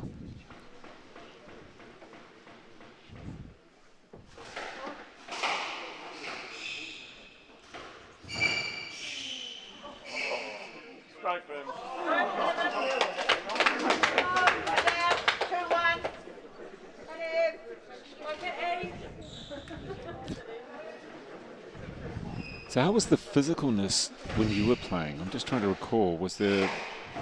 I mean, when you're comparing eras like that, I ask people to compare, for instance, the All Blacks of the late 80s with sport now, and it's just a completely different thing. The preparation's completely different. The physical level is completely different. So you can't really compare it. I was the Buck Shelford of my time. There's so much I could say to that. I think we'll just leave it. That was a great shot there. He held it and then flicked it cross court.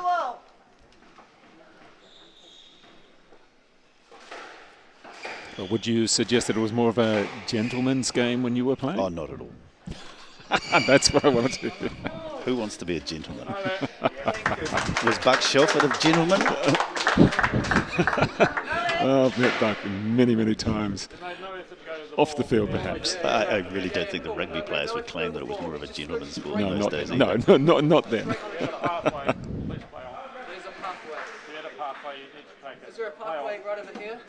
Jane, right in front of you. No, Like 1%.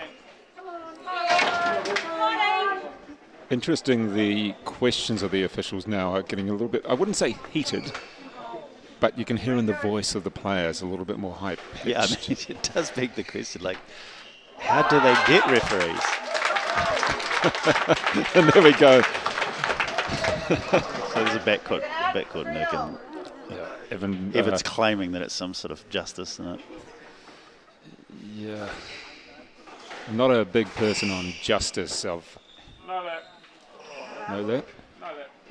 Yeah, we're just getting a little bit messy here, and we had one good rally. I think it was the first point, perhaps, of the fourth, but now it's just getting a little bit messy. I think the players just need to settle it a little bit.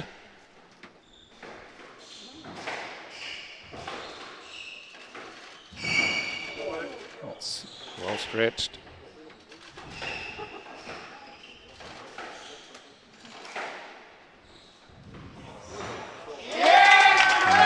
I'm not convinced. You know, they seem to be asking Chris Van der Sande to play the ball, but that would suggest that there's a history of him not trying to play the ball in this game, and I just don't think it's the case. I think he's made every effort to play the ball, but he seems to be not getting lets, with the claim that he needs to actually make more effort to play.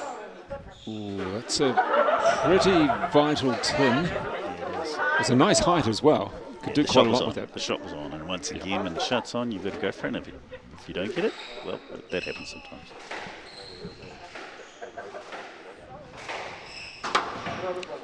Staying in it. Ooh, yeah, that was too sharp. Go Evan, 6-4. Frozen.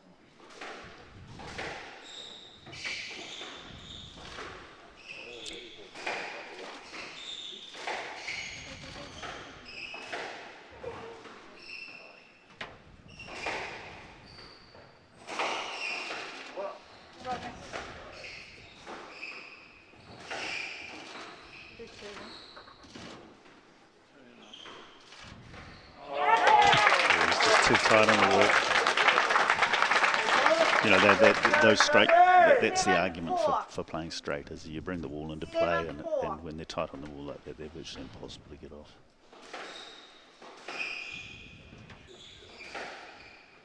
Quite a passive return of the serve there. And then out. Not a great point for Chris Van der Sande. He's in a bit of trouble now, isn't he? Yep.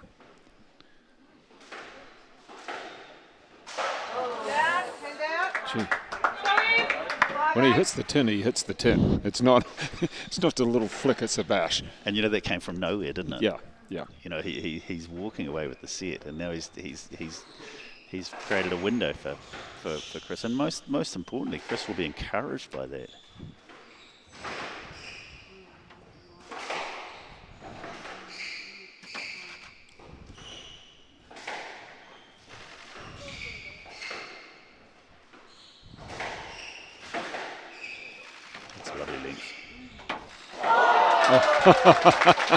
There's two of them in this vital fourth game. Doesn't it say something that if you're going to get a nick or any shot like that, hit it to the back wall, and your percentage is going to be so much better, because you know, it's not going to happen otherwise. It's interesting what the idea of good length is. I always remember Ross Norman used to say to me that his length, when he was trying to hit length, he would try to get it so it bounced for the first time in the back court nick, rather than bouncing short of the nick and then second bounce into the nick. So, and his argument was that if it was short, well, it was still good length. Yeah, that's an interesting explanation. I like that. So it's match ball now. 10-6, championship ball.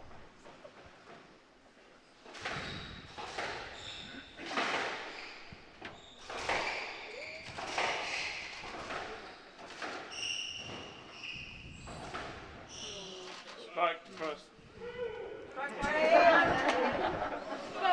At least having a bit of fun. Still has the match balls in his favour, does Evan Williams.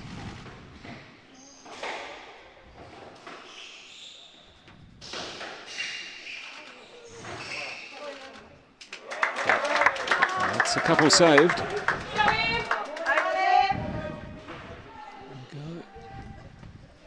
do you think the odds are of them getting back here?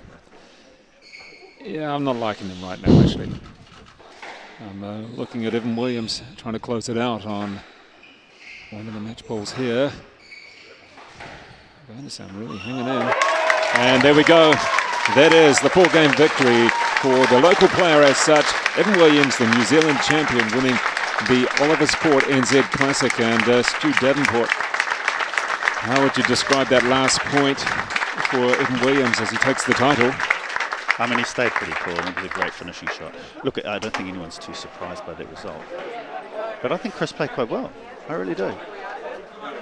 We're going to get ready now for the prize giving. So thank you very much there, Stu Davenport, for the commentary of these two finals. The win to Caitlin Watts in 4 games, and the win for Evan Williams over Chris Vandersam, also in 4 games.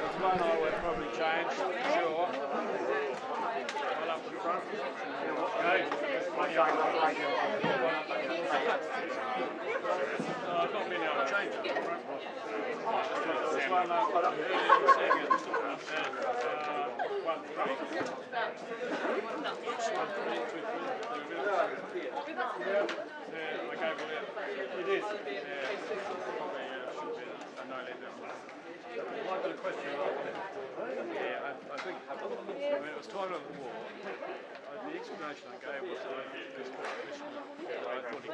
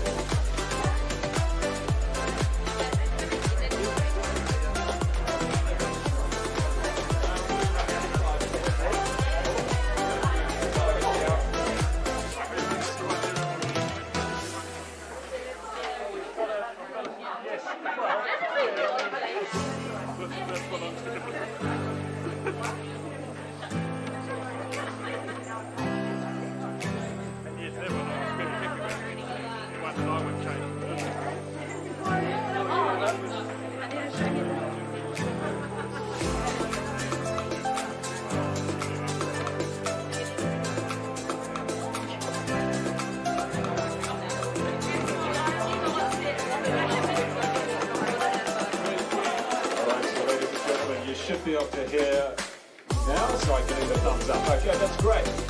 We'll be getting underway with the presentation here for the Oliver Sport NZ Classic in just a couple of moments.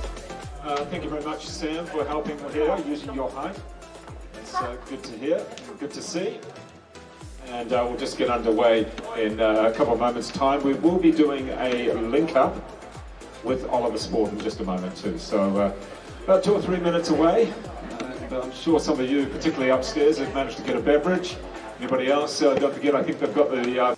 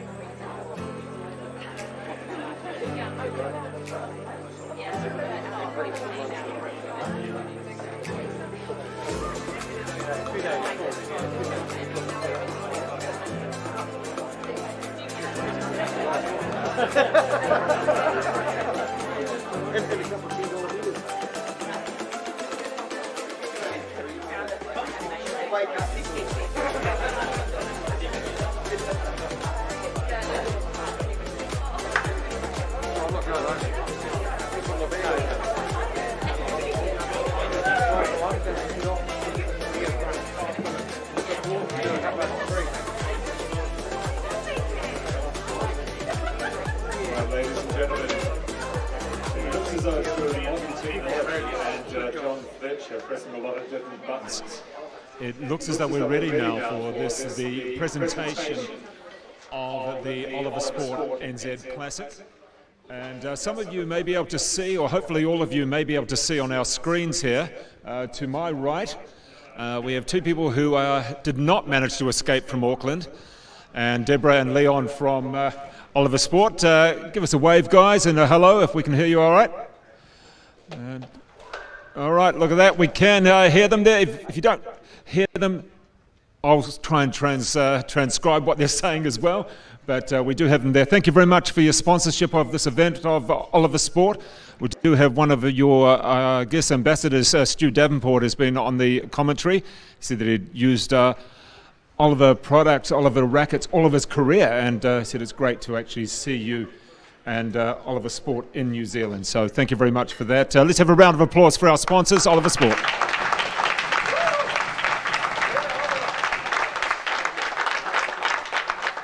And what we'll do, Deborah and Leon, if you'd like to, we'll just see if we can get you coming through loud and clear with a bit of a thank you from the two of you, if possible, please.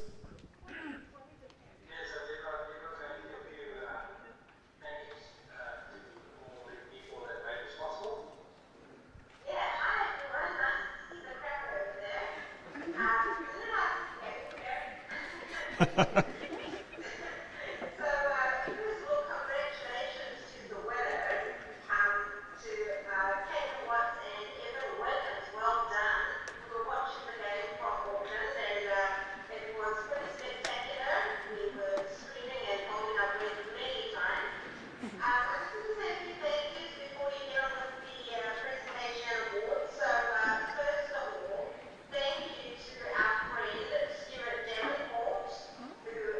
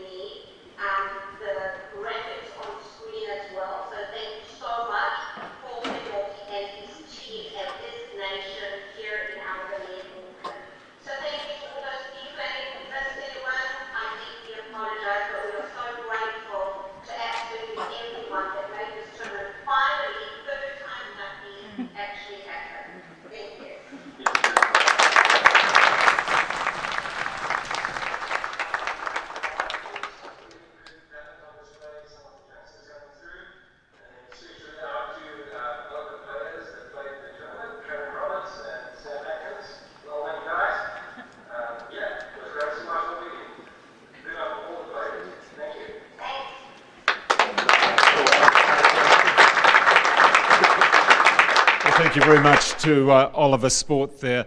Let's move on now with the presentations. Buck and the officials, where are you? Come on out. We just have, I think we can have a round of applause for all of the officials, because it's not always the easiest. And I think now, if we put those microphones together and bring it up close to you. Thank you. This is a little bit unusual, I know, but we have a special occasion today. Refereeing is fun. Sometimes it's more fun than other times. Sometimes it's tougher. But today, some of you will know Jan Makara and some of you won't. But Jan is this lady here. She first qualified as a national referee in the late 90s. She spent some time as national director. She's been to many good tournaments over the years. She's been an assessor at times as well. And the reason I've dragged her out here today is because she assures me today is her last national event. So she is retiring from national referee. So we're going to miss you, Jan. It's been fun. And I might let you have, am I allowed to let Jan have a quick word?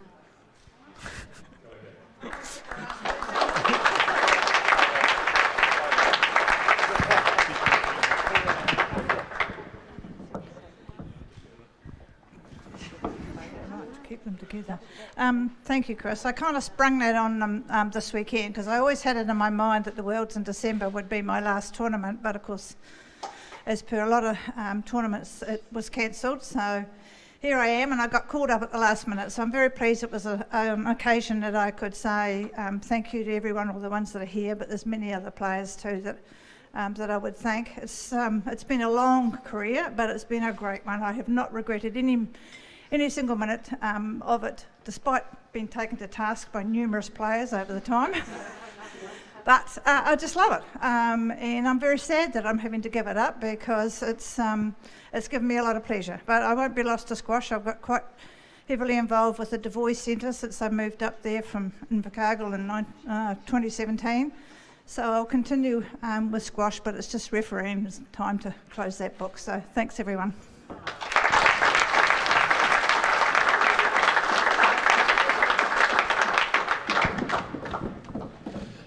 Jen, you can make a comeback. It's okay. Right, well, ladies and gentlemen, thank you very much there to all the officials. And we'll also say thank you to Hutt City Squash Club. We've had a number of volunteers from all around the club. Let's have a round of applause for the club here. Great facilities. And now we're going to move on with the presentations, but firstly we'll do one more round of applause from me. It's been a lot of fun on the mic. It's been always interesting, and always some creative squash playing and some great squash playing as well. So once again, a round of applause for all of the players so far over this tournament. Let's get the microphones right. Okay, we've got them right now. Let's start now with the presentation for the women's final of the Oliver Sport NZ Classic.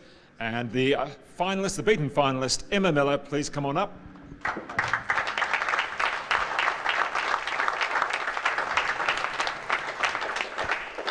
And also the winner, Caitlin Watts.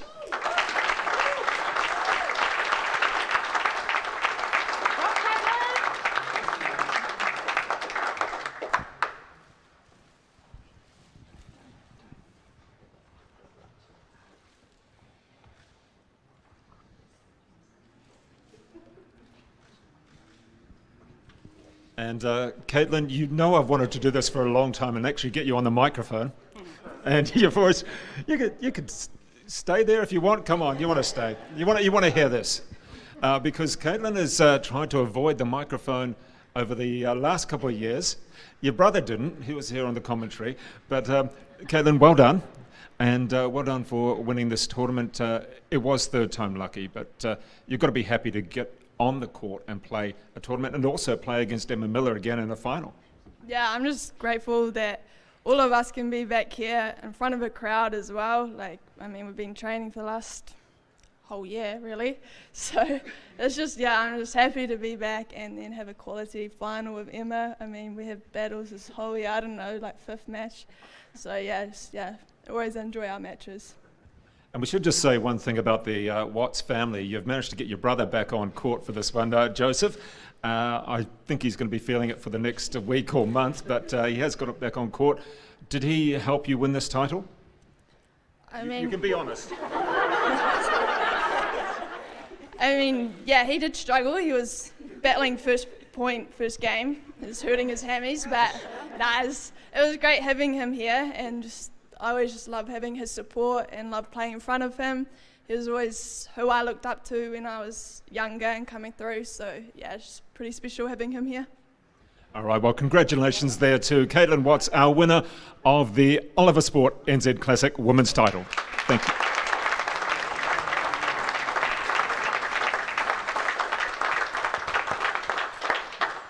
Well, ladies and gentlemen, that was the presentation for the women's title. Now, let's move on to the men's final, and let's ask, firstly, the runner-up, Chris van der Saam, to come on out.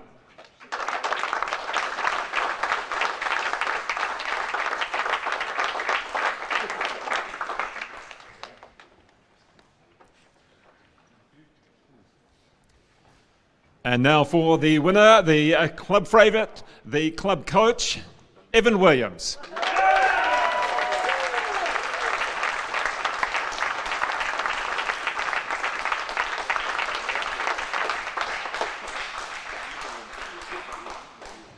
Well, congratulations, Evan. Must be nice to actually win on your home courts. Yeah, well, it's been 50 years since we've had a national event here. In the seniors, I played the New Zealand juniors when I think I was under 13s, 2001 maybe, 2003. So it's been a long time between drinks to be able to play at home. You know, we travel every weekend when tournaments are on, so to be able to sleep in your own bed and play in front of the people that you love and care about, it's pretty special. And playing against someone like Chris, you helped me commentate the semi-final, which he won yesterday in 4. You know him pretty well. You knew what he was going to do. Quite an exciting final, particularly those first two, 12-10, 12-10. Yeah, me and Chris we've travelled a lot together. We've been to a lot of tournaments, trained together, been in Pontefract, so we've got similar game styles. We've played many times before, so we know what we're in store for. We've actually played 3 or 4 times this year already as well.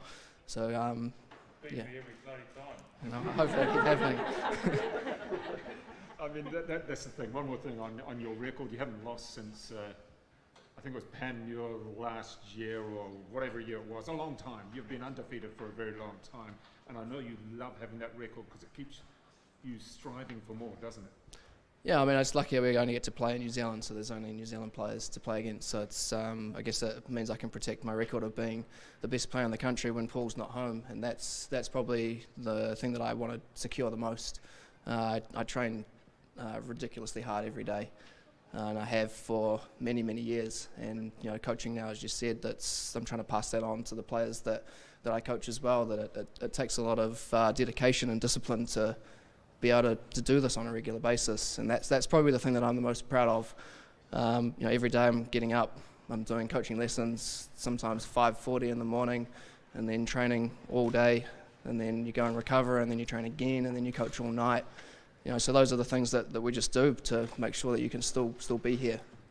You know, everyone gets to see the finished product. You know, as Caitlin said, we've all trained all year for this. You know, it was 26 weeks for the first nationals. 8 for the second and 11 weeks for this one, so we're into 40-something weeks for this tournament, and everyone gets to see the finished product, but they don't see the pain and the hurt that we go through every single day. So that's what I'm the most proud of. Whether I'm unbeaten or not is another story. If I put it together on the day, then I feel like I'm going to be better than whoever I play. We go to the World Teams in a month, and I think that record's going to be abolished pretty quickly once I get over and play some real players, but you know, it is special to do that in your own country. Well, just a few comments there in the crowd. Nice to have people that you know watching. I mean, you know the whole squash community, but here at the club, they're your mates, they're the people that you coach, they're people that you socialise with as well. Yeah, for sure. Yeah, I mean, there's a lot of special people here that are watching and that have come to support. So this is why we like to play at home. and this is what we do. I guess again, just as I said, the players that I'm coaching, you're telling them this is how hard you need to work and what you need to do, and it's, you know, everyone was laughing before. I don't even consider myself a real player, to be honest. You know, there's many better players around the world that are doing harder and playing better than this. So it's, you know, we're striving to be them, and I always want to get better every day, and I want my players to get better every day. And I'm just trying to lead by example and lead from the top. All right, well, thank you very much there to our men's finalist and our men's winner, Evan Williams. One more round of applause for the players, please.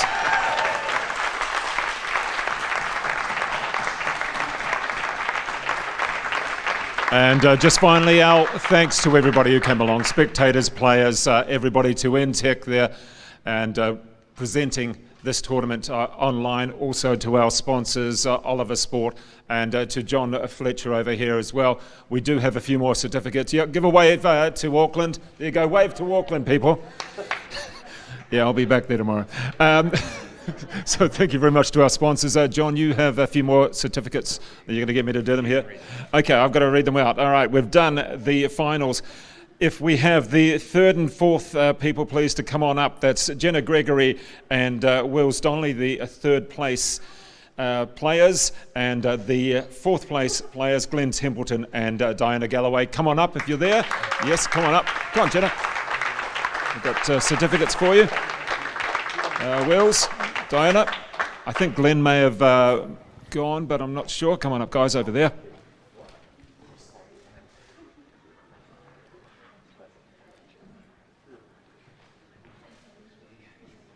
All right, we'll just do a little bit of a photo there, and then we'll move on to the next set. Hold up your certificate, Diana. No, you can. What you can? Oh, she's organising it. Okay, that's. Hold up your certificate as well. All right, and smile. All right, thank you very much. Move on to our next block. Okay, we're going to do a big block of players here. Jonathan Barnett, 5th, and Holly Schuger, 5th as well. Also, we'll ask for Cameron Scott. Where are you? Is he still here? Because a bit of an epic effort. He played the longest match, I think, as the whole tournament. Finished 6th. Winona Joe Joyce, also 6th in the women's. And for 7th place, Tom Marshall from Blenheim, Maiden Lee Coe as well from around the Wellington region.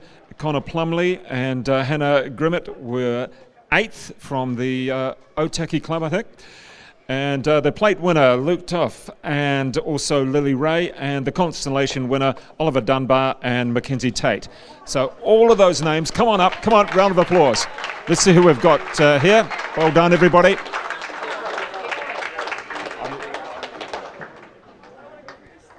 Hang out there, Jonathan.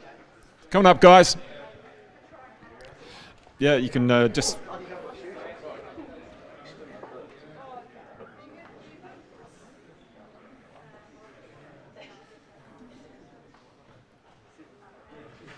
You've never done this before, have you, Jonathan? You never, come on, this never, it doesn't take you back to the junior days, does it?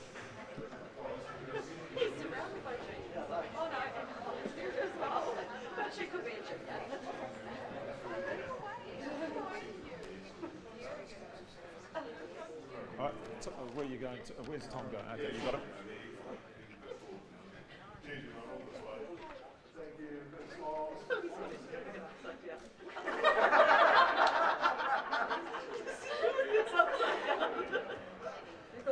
You feeling really young there, Holly?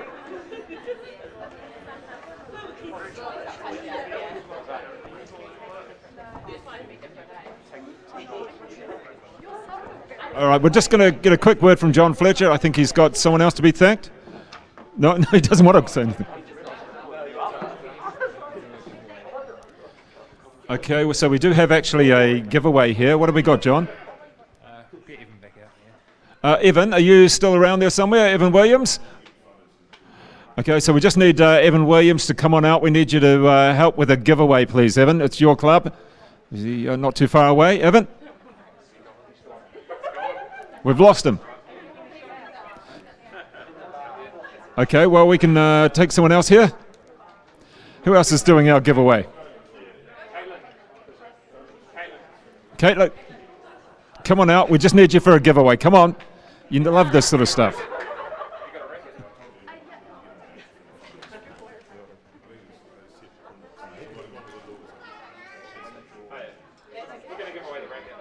We're trying to do a giveaway here.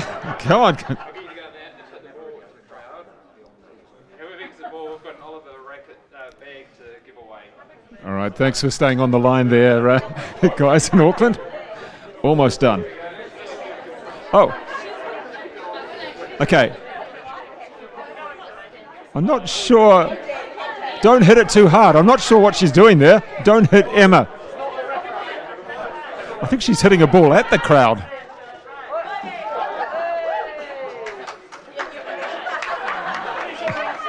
All right, who successfully caught that? Okay, we do have a winner of the Oliver Sport bag. Thank you very much for Caitlin hitting it at one of our members of the crowd. Oh, it's another one. Oh, look at that. It's Thomas Pickles from Oamaru. Well done, the chippy there. Nice work. He's fairly much taller than everybody, so that was pretty easy. Thank you, Caitlin. All right, I think that winds everything up there, John Fletcher. All right, we are going to wind it up there, folks. Thank you very much to our sponsors, and also thank you very much to all of you. We're just going to do some photos now with some of the players. So that wraps it up, and also thank you to NTech as well. Thank you.